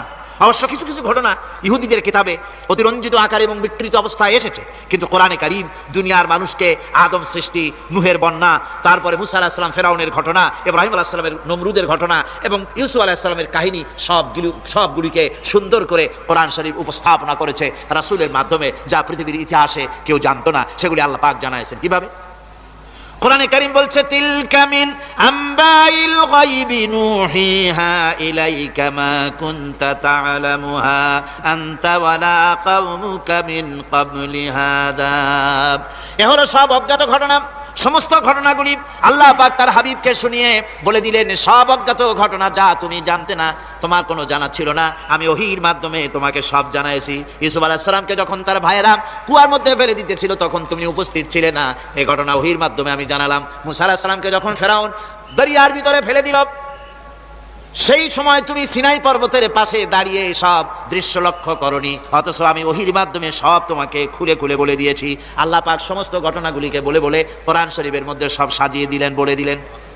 তিনি বললেন, ওয়ামা কুনতা বিজানিবিল গারবি ইয কাদাইনা ইলা মুসাল আমরা ওয়ামা কুনতা মিনাশ শাহিদিন। ফিরআউন যে মুসার সঙ্গে যে ব্যবহারটা করলো, এ সময় সেখানে তুমি উপস্থিত ছিলে না, আমি ওহীর মাধ্যমে তোমাকে তা জানিয়েছি। كذلك نقص عليك من أنباء ما قد سبق وقد آتيناك من لدنا ذكرا। আল্লাহ পাক বলেন, এভাবে আমি আপনার কাছে অতীত ঘটনাবলী ওহীর মাধ্যমে নিখুঁতভাবে আপনার সামনে সব বলে দিয়েছি। আমার ভাইরা, এই বিশ্বলোকে ঊর্ধ্ব লোক সম্পর্কে নির্ভুল তথ্য বর্ণনা আল্লাহ পাক করে দিয়েছেন কোরআনের মাধ্যমে। 1665 খ্রিস্টাব্দে স্যার আইজাক নিউটন তিনি আবিষ্কার করলেন মাধ্যাকর্ষণ শক্তিকে। এই মাধ্যাকর্ষণ শক্তি, ল অফ গ্র্যাভিটেশন, এ সম্পর্কে মানুষের এর থেকে কিছু জানলো, কিন্তু আজ থেকে 1400 বছর আগে আল্লাহ রাব্বুল আলামিন তার উম্মি নবী, যিনি কোনো বিজ্ঞানাগারে লেখাপড়া করেন নাই, কোনো সায়েন্স রিসার্চ করেননি, যিনি কোনো কলেজ ইউনিভার্সিটিতে পড়াশোনা করেননি, তার মাধ্যমে জানিয়েছেন মাধ্যাকর্ষণ শক্তির কথা। কোরআন বলছে, ইন্নাল্লাহা ইউমসিকুস সামাওয়াতি ওয়াল আরদা আন তাজুলা। এই পৃথিবী এবং সমস্ত গ্রহ উপগ্রহকে আল্লাহ পাক বলছেন, আমি এমন এক শক্তি দিয়েছি যে শক্তির মাধ্যমে একটা আরেকটাকে আকর্ষণ করে রাখছে। এই পৃথিবীতে মাধ্যাকর্ষণ শক্তি শুধু পৃথিবীর নাই, সূর্যের আছে, মঙ্গলের আছে, নেপচুনের আছে, ইউরেনাসের আছে, বৃহস্পতির আছে। প্রত্যেকটি গ্রহের আলাদা আলাদা মাধ্যাকর্ষণ শক্তি আছে, আর এই শক্তির বলে একটা আরেকটাকে টেনে ধরছে, যাতে করে বিচ্ছিন্ন হয়ে না যায়, যাতে করে ধ্বংসপ্রাপ্ত না হয়। এগুলি আল্লাহ পাক এই তথ্যগুলি কোরআনে কারীমের মধ্যে বলেছেন। ফলে মরিস বুকাইলির মতো লোক, যিনি ফরাসি দার্শনিক, তিনি বলেছেন দুনিয়ার সমস্ত বিজ্ঞানীদের থিওরি হচ্ছে এই যে বিজ্ঞানের কোনো থিওরি ফাইনাল নয়। আজ একটা হচ্ছে, কাল সেটাকে পরিবর্তন করে নতুন আরেক থিওরি আসতেছে। কিন্তু কোরআনে কারীমের মধ্যে আমি, কে বলতেছেন কথা? না না না, মরিস বুকাইলি বলছেন, কোরআন শরীফের ভিতরে আমি যে বিজ্ঞানের তথ্য পেয়েছি, থিওরি পেয়েছি, তার কোনো পরিবর্তন আজও হয় নাই, ভবিষ্যতেও হওয়ার কোনো সম্ভাবনা নাই। মরিস বুকাইলি মনে করেছিলেন বেদ আর বাইবেলে যেমন ভুল আছে, কোরআন শরীফে ওই রকম ভুল আছে, নাউজুবিল্লাহ। সেই জন্য তিনি আরবি শিখলেন কোরআন বোঝার জন্য, ভুল ধরার জন্য। কোরআন শিখলেন কি জন্যে? ভুল ধরার জন্য। আর এমন শেখা শিখছেন, ওই আরবি শিক্ষা মানে আমাদের দেশের লোকদের মতো আনাকুম জানাকুম শেখে নাই, ভালো করেই শিখছে, ভালো করেই মুখস্থ করেছেন, তার ভালো করে আরবি শিখেছেন, তারপরে কোরআন শরীফ পড়েছেন, তারপরে তিনি এ কোরআন পড়ে তেলাওয়াত করে বুঝে এরপরে তিনি বই লিখেছেন, the Bible the Quran and science. এই বইয়ের মধ্যে তিনি পরিষ্কার লিখেছেন, কোরআন পড়লাম, এর ভিতরে একটা নকতা দেওয়ার, একটা কলমের ফোঁটা দেওয়ার জায়গা কারণ নাই। কোরআন নিঃসন্দেহে মহান স্রষ্টা আল্লাহ রাব্বুল আলামিনের মানুষের বানানো কিতাব, এটা হতে পারে না। সুতরাং কোরআন শরীফের মধ্যে আল্লাহ পাক সব কথা বলে দিয়েছেন। বিজ্ঞানের সাথে কিন্তু কোরআনের সংঘর্ষ নাই। অনেকে মনে করে যে বিজ্ঞান আর কোরআন এর মধ্যে বিরাট সংঘর্ষ। না, বিরাট সংঘর্ষ নয়, দুই একটা পয়েন্টে সংঘর্ষ থাকতে পারে। অধিকাংশ ব্যাপারই বিজ্ঞান, আমি মনে করি বিজ্ঞানের আবিষ্কার যত বাড়বে, কোরআন বোঝা মানুষের জন্য তত সহজ হবে। এটা আমার ধারণা, এটা আমার ধারণা। বিজ্ঞানের সাথে দুই একটা পয়েন্টের উপরে সংঘর্ষ আছে, যেমন চন্দ্র এবং সূর্য সম্পর্কে, সৌরজগৎ সম্পর্কে Copernicus, Kepler, Galileo, Newton, Einstein মহাশূন্য সম্পর্কে যে সব বক্তব্য রেখেছেন, সেসব বক্তব্যের সাথে কোরআন শরীফের কিছুটা বৈপরীত্য রয়েছে। যেমন কেউ বলেছেন সূর্য ঘোরে, পৃথিবী স্থির, কেউ বলে সূর্যের চতুর্দিকে পৃথিবী ঘোরে, কেউ কয় চন্দ্র ঘোরে, কেউ কয় আমরা কি আর বসে থাকি, আমরাও ঘুরি। কিন্তু আসলে ঘোরেটাকে কে ঘোরে, এ ফয়সালা কে দেবে? কে দিবে বলুন তো? হ্যাঁ, ঠিক বলেছেন, আল্লাহই দিবেন, কারণ এগুলি সৃষ্টি করেছেন কে? এবার শুনুন, এই বিতর্কের মীমাংসা আল্লাহ পাক করছেন কোরআনে কারিমে বহু আগে। গ্যালিলিও, কেপলার, কোপারনিকাস, এদের বলার অনেক আগে বিশ্বনবী জনাবে মুহাম্মদ রাসূলুল্লাহ সাল্লাল্লাহু আলাইহি ওয়াসাল্লাম তিনি বলে দিয়েছেন, আল্লাহর কথা তিনি বলেছেন, লাশ-শামসু ইয়ামবাগী লাহা আন তুদরিকাল কামারা ওয়ালাল লাইলু সাবিকুন নাহার ওয়া কুল্লুন ফি ফালাকিন ইয়াসবাহুন। প্রবল জ্ঞানী হইবে যাহারা, আপন মনেতে বুঝিবে তাহারা, রাত্রি পারে না আগে যাইবার দিনের স্থান করি অধিকার। চন্দ্র বাজে না সূর্যের গায়েতে, সূর্য পারে না চন্দ্রকে ধরিতে। যার যে স্থান বহাল রাখিয়া ভ্রমণ করিছে খোদাকে ডরিয়া। আল্লাহ রাব্বুল আলামিনকে ভয় করে সব ঘুরছে, চাঁদও ঘোরে, সূর্য ঘোরে, মঙ্গল ঘোরে, ইউরেনাস ঘোরে, বৃহস্পতি ঘোরে, পৃথিবীও ঘোরে, সব ঘুরছে তো ঘুরছেই, বন করে ঘুরছে একটা নির্দিষ্ট কক্ষপথে, আপন আপন কক্ষপথে ঘুরছে, যার ফলে অ্যাক্সিডেন্ট হয় না। সুবহানাল্লাহ, জোরে বলেন সুবহানাল্লাহ। নির্ধারিত কক্ষে ঘুরছে, নির্ধারিত কক্ষে ঘুরছে। এর কক্ষগুলি আল্লাহ পাক ঠিক করে দিয়েছেন, সেই কক্ষে ঘুরতেছে, একে অপরের পথ অতিক্রম করতেছে না। আবার ওই মহাশূন্যের ভেতরে রয়েছে black hole. Black hole, black hole কি? ব্ল্যাক হোল হচ্ছে একটা বিরাট অন্ধকার গহ্বর, একটা মৃত্যুকূপ। এত বড় বিরাট ব্ল্যাক হোল মহাশূন্যে আছে, বিজ্ঞানীরা হয়রান হয়ে গেছে। তার এত বড় শক্তি, সে শুধু তারা খায় না, কোন তারকা ঘুরতে ঘুরতে যদি তার কাছে এসে যায়, তারাকে খেয়ে ফেলে। কোন আলো যদি কাছে আসে, আলো শুষে নিতে নিতে আলো যার থেকে এসেছে সেটাকেও শেষ করে ফেলে। এ ধরনের একটা দারুণ আকর্ষণীয় শক্তি তার মধ্যে আল্লাহ সৃষ্টি করেছেন। একটা ব্ল্যাক হোল আছে মহাশূন্যের ভিতরে। সূর্য, চন্দ্র, গ্রহ, নক্ষত্র, যে সূর্য পৃথিবীর চাইতে 13 লক্ষ গুণ বড়, এমন 2 কোটি সূর্য খাইয়া হজম করতে পারে এত বড় ব্ল্যাক হোল আল্লাহ তৈরি করে রেখেছেন মহাশূন্যের উপরে। রয়েছে মিল্কি ওয়ে, রয়েছে গ্যালাক্সি, অন্তত 10,000 কোটি, 10 সহস্র কোটি তারকা দিয়ে সমৃদ্ধ গ্যালাক্সি মিল্কি ওয়ে, যেটা অন্ধকার রাত্রে, তারকা সজ্জিত রাতে উত্তর দক্ষিণ দিকে টানা একটা পথের মতো দেখা যায়। এটা হচ্ছে গ্যালাক্সি, এটাকে বলা হয় মিল্কি ওয়ে। এটা হচ্ছে ছায়াপথ, অসংখ্য তারকা এর মধ্যে রয়েছে। কত বড় বড় তারকা, অনেক দূরে, তাই আমরা দেখি বিন্দু বিন্দু। আসলে কি বিন্দু? বিজ্ঞানীরা বলেছেন দৈত্যের মতো বিরাট বিরাট তারকা আছে, যে সূর্য পৃথিবীর চাইতে 13 লক্ষ গুণ বড়। এরকমের সূর্যে অন্তত 3 কোটি সূর্য খাইয়া হজম করতে পারে, এরকম অসংখ্য তারকা মিল্কি ওয়ের ভিতরে আল্লাহ সৃষ্টি করেছেন। সুবহানাল্লাহ বিহামদিহি, সুবহানাল্লাহ। আর মানুষ লাফায়, 4 আঙ্গুল মানুষ খালি লাভ দেয় মোষ কতগুলো রাখিয়া। কোন আনন্দে লাফাও, কি শক্তি তোমার! মহাশূন্যের তুলনায় এই পৃথিবীর অবস্থা কি জানেন? এই জন্য যত বেশি পড়াশোনা করবেন মাথা নত হয়ে যাবে। কমিউনিস্ট হয় ছাগলেরা, বুদ্ধিমান কোনোদিন কমিউনিস্ট হয় না। তারা কমিউনিস্ট হয় ছাগলগুলি, যাদের আকল নাই, যাদের জ্ঞান নাই, বুদ্ধি নাই, ওরাই কমিউনিস্ট হয়। কোন চিন্তাবিদ, কোন বিজ্ঞানী কমিউনিস্ট হয় না। মাথা নত হয়ে যায়, আল্লাহর এই সৃষ্টি দেখে পাগল হয়ে যায়। নিঃসন্দেহে আল্লাহ আছেন, নইলে বলে এগুলি হয় কি করে? আমি চিন্তা করে পাই না কমিউনিস্ট হয় কেমন, কতখানি পাগল হইলে হয়। ছোট্ট একটা রুমাল দেখলে মনে করি কোন তাঁতি এটারে বানাইছে, একটা এই কি জানি কয় মাইক দেখলে মনে করি কেউ এটাকে বানাইছে, টেবিল দেখলে মনে করি কেউ বানাইছে, ফ্রিজ দেখলে মনে করি বানাইছে কেউ, একটা সুই দেখলে মনে করি কেউ এটাকে বানাইছে। আর এই বিশাল পৃথিবী, ওই বিশাল আকাশ কমিউনিস্টরা কয় এমনি এমনি হয়েছে।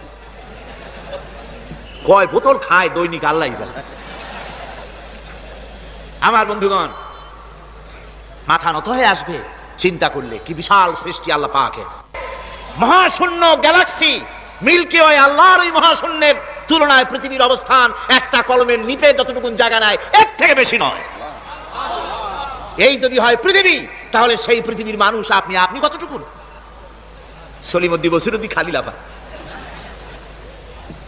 আমার বন্ধুগণ, লাভ কি? লাভের চোটে বলে হ্যান করেঙ্গে ত্যান করেঙ্গে, লাঠি কে আমদার মুগুর ভরেঙ্গে। কয়দিন পর শোনা যায় শীত হয়ে পড়ছে, কিছু নাই। সুতরাং আল্লাহ পাকের অসীম সৃষ্টি জগৎ, এর সঙ্গে বিজ্ঞানের সংঘর্ষ কম। দুই একটা পয়েন্টে আছে, বাকি সবগুলিতে বিজ্ঞানের আবিষ্কার যত বাড়তেছে, আল্লাহরে চেনা, সৃষ্টি জগৎকে জানা মানুষের জন্য তত সহজ হচ্ছে। এই কথাগুলি আমি সামনের দিকে আরো বলবো ইনশাআল্লাহ। সবাই বলেন ইনশাআল্লাহ, যাতে আমাদের বুঝি আছে।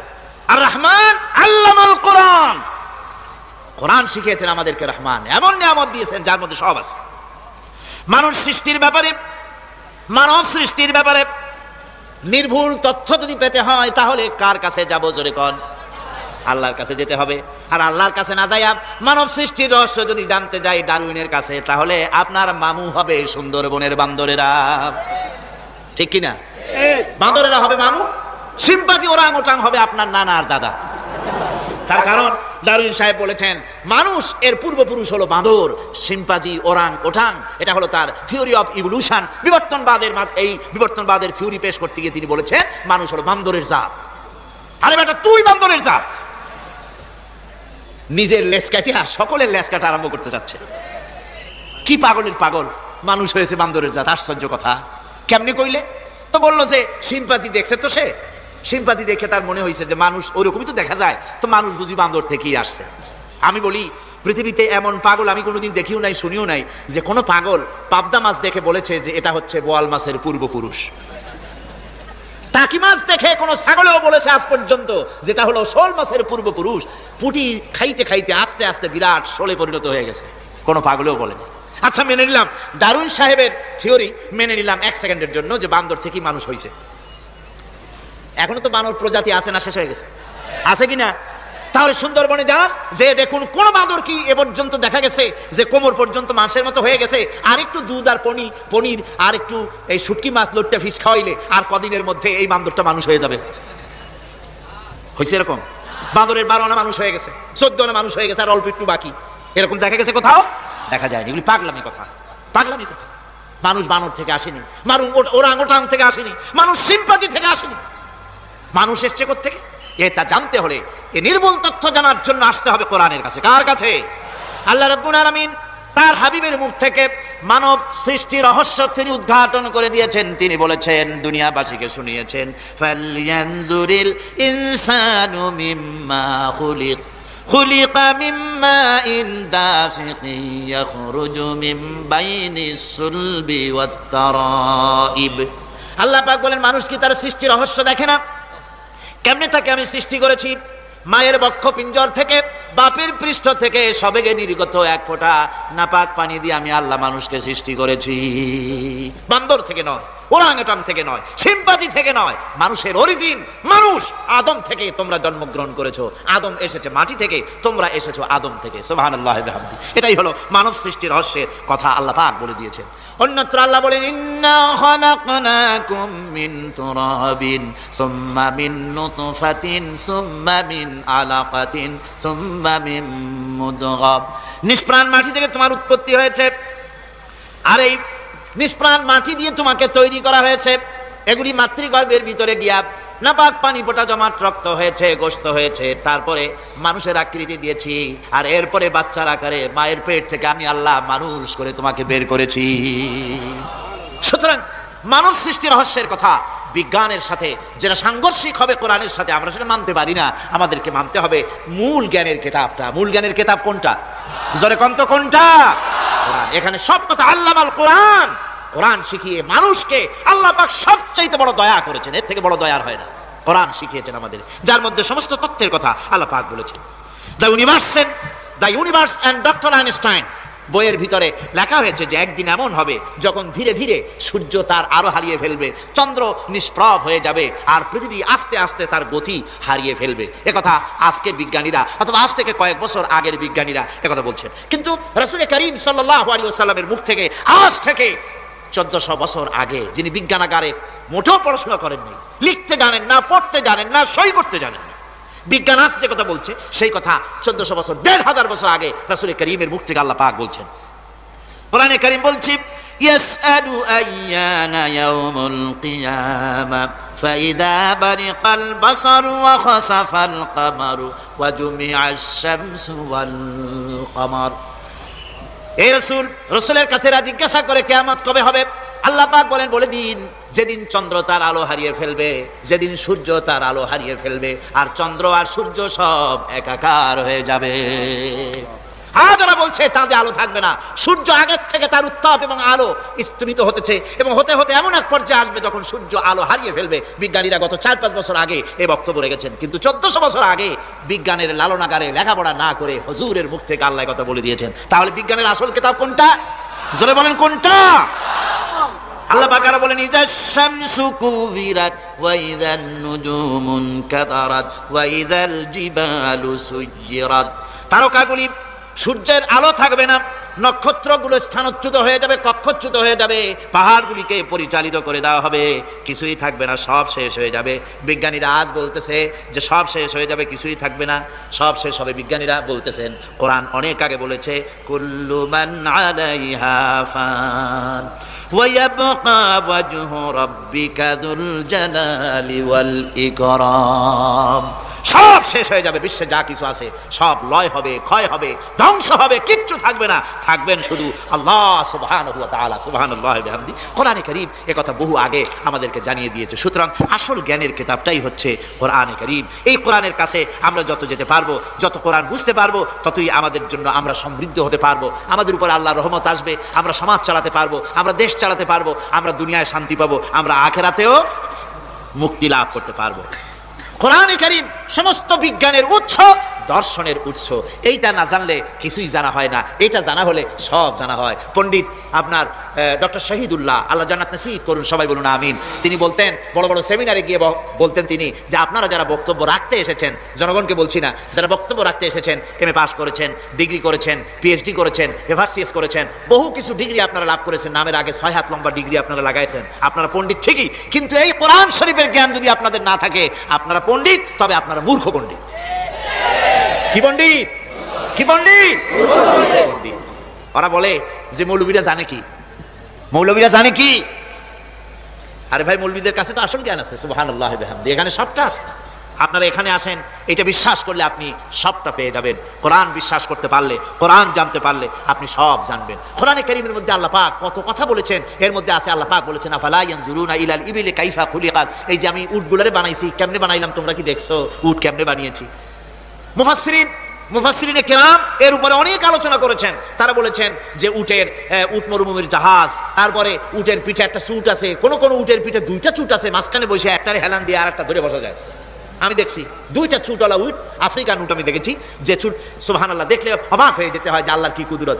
উটের পৃষ্ঠে 2টা চুট, মাঝখানে আপনি বসবেন, পিছনেরটা একটা সোফা সেটের মতো, পিছনে হেলান দিলে, আর সামনে যখন সে মরাল সম চড়াই উত্তরাই পথ দিয়ে নামা ওঠা করবে তখন আপনি যেন পড়ে না যান সেজন্য সামনেটা বুকের সাথে জড়ায় ধরবেন। এরপরে কি সৃষ্টি আল্লাহর, সুবহানাল্লাহ বিহামদিহি। জিরাফগুলি দেখুন, জিরাফগুলি তার মাথা কত বড় উঁচা। লন্ডন জুতে জিরাফ দেখলাম, সে জিরাফের দেহ থেকে তার মাথাটা 22 ফিট উঁচা। মানে তাই সে যদি নিচে দাঁড়ায়, 3 তলা বিল্ডিং এর ছাদের উপরে নাস্তা দিলে তো নিচে দাঁড়ায় খাইতে পারে, এই অবস্থা। সেই জিরাফে পানি খাবে কেমনে? মাথা হলো অত উঁচায়, পিছনের ঠ্যাং দুটা খাটো, সামনের ঠ্যাং দুটো উঁচা, এখন পানি খাবে কেমনে? ওই মাথা নামাইতে গেলে ঠ্যাং তো অনেক উঁচা। আল্লাহ পাক এমন সুন্দর ব্যবস্থা করলেন, সামনের 2টা ঠ্যাং এভাবে সরায় দেওয়ার মতো। ও যখনই পানি খায় দেখলাম 2টা ঠ্যাং অনেক ছেড়ায় দেয়, 2 দিকে ঠ্যাং চলে যায়, তখন মাথাটা সহজে নিচে নামায় আসে, পানি খাইতে পারে। এই সুযোগগুলি আল্লাহ সুবহানাহু ওয়া তাআলা তিনি করে দিয়েছেন। ওমা কুন্না আনিল খালকি গাফিলিন, আমি আমার সৃষ্টি জগৎ সম্পর্কে অমনোযোগী নহি। সুবহানাল্লাহ বিহামদিহি। ভল্লুকগুলি কি বিরাট বিরাট এক একটা ভল্লুক। শ্বেত ভল্লুক দেখেছি, কৃষ্ণ ভল্লুক দেখেছি, হাঁটতেছে মনে হয় যেন পায়ের তলায় হাফসুল করা, ঠিক জুতা পায়ে দিলে তলাটা যেমন দেখা যায় ওই রকমের তলাটা, গায়ে একেবারে পশম। ওগুলো ওই বরফের দেশে থাকে তো, সে যাতে শীতে কষ্ট না পায় সেই জন্য আল্লাহ একটা কম্বল ওর গায়ে জড়াই দিয়েছে, অটোমেটিক কম্বল। সুবহানাল্লাহ বিহামদিহি। তো উট, আল্লাহ বলছেন উট কেমনে বানাইছি দেখছো? আফালা ইয়ানজুরুনা ইলাল ইবিলি কাইফা খুলিকাত, উট বানালাম কেমনে দেখেছিস? মানুষ অবাক হলো, আল্লাহ এত কথা থুইয়া উটের কথা বলছেন, কারণ নানান রকম মানুষ বলল। শেষ পর্যন্ত প্রাণীতত্ত্ববিদরা তারা আবিষ্কার করলেন মূল কারণটি। অনেক কারণ আছে আল্লাহ পাকে কথা বলার। উট তো মরুভূমির জাহাজ, তারপরে উট মানুষের অনেক উপকারে আসে, এ কথা বলা হয়েছে। প্রাণীতত্ত্ববিদরা খুঁজে খুঁজে তারা দেখতে পেয়েছে যে উটকে জবাহ করে দেখা গেছে, উট সমস্ত প্রাণী বাতাস থেকে অক্সিজেন যতটা গ্রহণ করে ততটা ছেড়ে যায়, একমাত্র প্রাণী উট যে যতটা অক্সিজেন গ্রহণ করে বাতাস থেকে সবটা ছাড়ে না, 2/3 ছেড়ে দেয়, 1/3 তার লাংসের পাশে রাখার জন্য আল্লাহ পাক একটা চেম্বার তৈরি করেছেন। ওই চেম্বারের ভিতরে 1/3 অক্সিজেন থেকে যায়, কারণ পানিও রেখে। তার পানি রাখার জন্য রিজার্ভ ট্যাঙ্কি আছে, একটা ভেতরে একটা রিজার্ভ ট্যাঙ্কি আছে, অক্সিজেন রাখার একটা চেম্বার আছে। এগুলি কেন? এই জন্য যে মরুভূমির ভিতরে সাইমুম শিল্পগোষ্ঠী না, কিন্তু ঝোড়ো হাওয়া, মরুভূমির ভিতরে ঝোড়ো হাওয়া, এই ঝোড়ো হাওয়া যখন আরম্ভ হয়ে যায় তখন মানুষ বাঁচতে পারে না, মানুষ টের পাইয়া সব বাড়িতে চলে যায়। মরুভূমিতে চড়ে বেড়ায় উট, সে যাবে কোথায়? ওর তো যাওয়ার জায়গা নাই। 7 দিন 8 দিন 1 সপ্তাহ 2 সপ্তাহ পর্যন্ত এই মরুভূমিতে ঝড় চলতে থাকে, বালুর ঝড়, কিচ্ছু দেখা যায় না। ওখানে দেখছিলেন বালুর পাহাড়, কালকে আজকে দেখবেন বালুর পাহাড় এখানে চলে আসছে, এইভাবে পাহাড় তৈরি হয়ে যায়, বালি উড়ায় নিয়ে যায় বাতাসে। এই বাতাসের ভিতরে বালু উঠতে থাকে সমানে, মানুষ প্রাণী কিছুই সেখানে শ্বাস করতে পারে না, বাঁচতে পারে না। উটের মতো প্রাণী যে মরুভূমিতে থাকে ও বাঁচবে কি করে? আল্লাহ সুবহানাহু ওয়া তাআলা ওর লাংসের পাশে অক্সিজেন রাখার চেম্বার করে পানির ট্যাঙ্কি তৈরি করে দিয়ে রেখে এমন কায়দা করেছেন, ও যখনই টের পায় যে ঝড় শুরু হবে সাথে সাথে ঠ্যাং দিয়া মুখ দিয়া গর্ত করে বালুর ভিতরে মাথা ঢুকাইয়া 1 সপ্তাহ 2 সপ্তাহ থাকতে পারবে মাটির তলে, অক্সিজেনের অভাব হবে না। আফালা ইয়ানজুরুনা ইলাল ইবিলি কাইফা খুলিকাত, দেখো নাকি কিভাবে সৃষ্টি করেছি আমি এই সুন্দর উটকে, একবার দেখো। আর শুকরিয়া তোমার মাথা আনত হবে, যত বড় কমিউনিস্ট হও আল্লাহর জন্য সেজদা দিতে বাধ্য হবে যদি তোমার ঈমান এতটুকু থাকে। আমার ভাইরা, আল্লাহ রাব্বুল আলামিন অসংখ্য প্রাণী সৃষ্টি করেছেন এবং সবগুলির প্রয়োজন তিনি মিটিয়েছেন। সুবহানাল্লাহ পড়েন। দেখুন সমুদ্রের ভিতরে তিমি চলতেছে, বিশাল তিমি, অনেকে দেখেন নাই, কেউ দেখেছেন, আমি দেখেছি তিমি মাছ, বিশাল তিমি। এই তিমি মাছ শত শত টন ওজন, একটা তিমি 150 টন 250 টন 500 টন 1000 টন, বিরাট বিরাট ওজনের তিমি মাছ। এই তিমি মাছ পানির নিচে থাকে, আবার পানির উপরেও আসে। উপরে আসবে কেমনে, নিচে যাবে কেমনে এত ওজন নিয়ে? আল্লাহ সুবহানাহু ওয়া তাআলা তার পেটের ভিতরে লক্ষ লক্ষ গ্যালন পানি ধরে, হাজার হাজার গ্যালন পানি ধরে এরকম একটা রিজার্ভ ট্যাঙ্ক তৈরি করেছেন। ও যখন ডুবতে চায় তখন পিঠের উপর থেকে ডালাটা উন্মুক্ত করে দেয়, গলগল করে সমুদ্রের পানি পেটের মধ্যে ঢুকতে থাকে। পানিতে ভরে গেল, শরীরের ওয়েট দারুণ ভাবে ওয়েট ক্যারি করলো, তখন সে আস্তে করে সমুদ্রের তলায় ডুবে গেল। আবার যখন সে শ্বাস প্রশ্বাসের জন্য, অক্সিজেনের জন্য সমুদ্রের উপরে উঠতে চায় তখন ডালাটা খুলে দিয়ে পাম্প দেয় নিজের শরীরে। পাম্প দিলে পরে তার ভিতর থেকে রক্ষিত পানির ফোর্স এত উঁচা হয়, অন্তত 10 মাইল দূর থেকে সেই পানির ফোয়ারা দেখা যায়। তিমি মাছের এই অবস্থা দেখে মানুষ তৈরি করেছে সাবমেরিন। আমি সাবমেরিনেও চড়েছি, দেখেছি দ্বিতীয় বিশ্বযুদ্ধে যে সাবমেরিন ব্যবহার করা হয়েছিল, পোর্টসমাউথের সেই সাবমেরিন আমাকে দেখানো হয়েছে, আমি দেখেছি। তাতেও ঠিক একই কায়দায় পানি ভরে পানির তলায় যায়, আবার ওঠার সময় পানি ছেড়ে উপরে চলে আসে। 3 মাস থেকেই মানুষ এটাকে গ্রহণ করেছে। মানুষের শিক্ষার জন্য অগণিত প্রাণী আল্লাহ সৃষ্টি করেছেন বিজ্ঞানের সাথে, তাই কোরআনের সংঘর্ষ নাই। বিজ্ঞান মানুষকে যত বেশি আবিষ্কার করবে, বিজ্ঞান কোরআন বোঝা মানুষের জন্য তত সহজ হবে। আর আপনারা যত জ্ঞানী হবেন, কোরআন তত পড়বেন, মাথা তত নত হবে। তুলা গাছের ফল যত পাকে তত গাছ কি হয়, ডালগুলো কি হয়, উপরে উঠে যায়। বোঝেন না কেন? তুলা গাছ নাই আপনাদের দেশে? তুলারে কি কয় চট্টগ্রামে? তুলা গাছরে কি কয়? তুলা গাছ। তুলা গাছের ফল যত পাকে তত গাছের ডাল কি হয়, যখন কাঁচা থাকে তখন নিচে থাকে, ডাল ঝুঁকে পড়ে, আর পাকলে পরে উপরে উঠে যায়। আর আম গাছের ফল যত পাকে তত ডাল কোথায় যায়, নিচে যায়। যারা মানুষের তৈরি করা এই সমস্ত জ্ঞানে যারা সমৃদ্ধ হয়, তারা ওই তুলা গাছের মতো আস্তে করে যতই জ্ঞানে বৃদ্ধ হয় ততই ডাল উপরের দিকে যায়, জ্ঞান তত হালকা হয়। আর কোরআন আমের মতো, কাঁঠালের মতো, মানুষের উপকারী এমন এক ফলের মতো, যত পাকে যত পড়ে, জ্ঞান যত সমৃদ্ধ হয় ততই আল্লাহর সামনে মাথা নত হয়ে যায়। মানুষের কাছে জ্ঞান খুবই সংক্ষিপ্ত জ্ঞান। মানুষের কাছে অমা উতিতুম মিনাল ইলমি ইল্লা কালিলা, খুব সামান্যতম জ্ঞানই তোমাদেরকে দেওয়া হয়েছে, বেশি জ্ঞান আমাদের কাছে নাই। সবচাইতে বড় জ্ঞানের উৎস আল্লাহ সুবহানাহু ওয়া তাআলা। জ্ঞানের উৎস হচ্ছে কোরআনে হাকিম। সেই কোরআন থেকে আল্লাহ পাক দয়া করে আমাদেরকে কোরআন শিখিয়েছেন। জোরে কোন সুবহানাল্লাহ। আল্লাহুম্মা আমিন। ربنا ظلمنا أنفسنا وإن لم تغفر لنا وترحمنا لنكونن من الخاسرين ربنا لا تزغ قلوبنا بعد إذ هديتنا وهب لنا من لدنك رحمة إنك أنت الوهاب ربنا العالمين হাজার হাজার মুসলমান নরনারী দীর্ঘক্ষণ ধরে তোমার কোরআনের কথা শুনেছি, মেহেরবানি করে সওয়াবটুকু রাসূল করিম সাল্লাল্লাহু আলাইহি সাল্লামের রূহ মুবারকে পৌঁছে দাও। तमाम পৃথিবীর মাটির নিচে যত মুমিন মুমিনাত শুয়ে আছে, আল্লাহ তুমি মেহেরবানি করে কবরগুলিকে জান্নাতের টুকরায় পরিণত করে দাও। আমাদের মা বাপ যাদের দুনিয়া থেকে বিদায় হয়ে গেছে, আল্লাহ দয়া করে তাদেরকে জান্নাতবাসী করে নিও। রব্বিরহামহুমা কামা রব্বায়ানি সগীরা ربنا تقبل منا إنك أنت السميع العليم وتب علينا إنك أنت التواب الرحيم سبحان ربك رب العزة عما يصفون وسلام على المرسلين الحمد لله رب العالمين بحق لا إله إلا الله محمد رسول الله السلام عليكم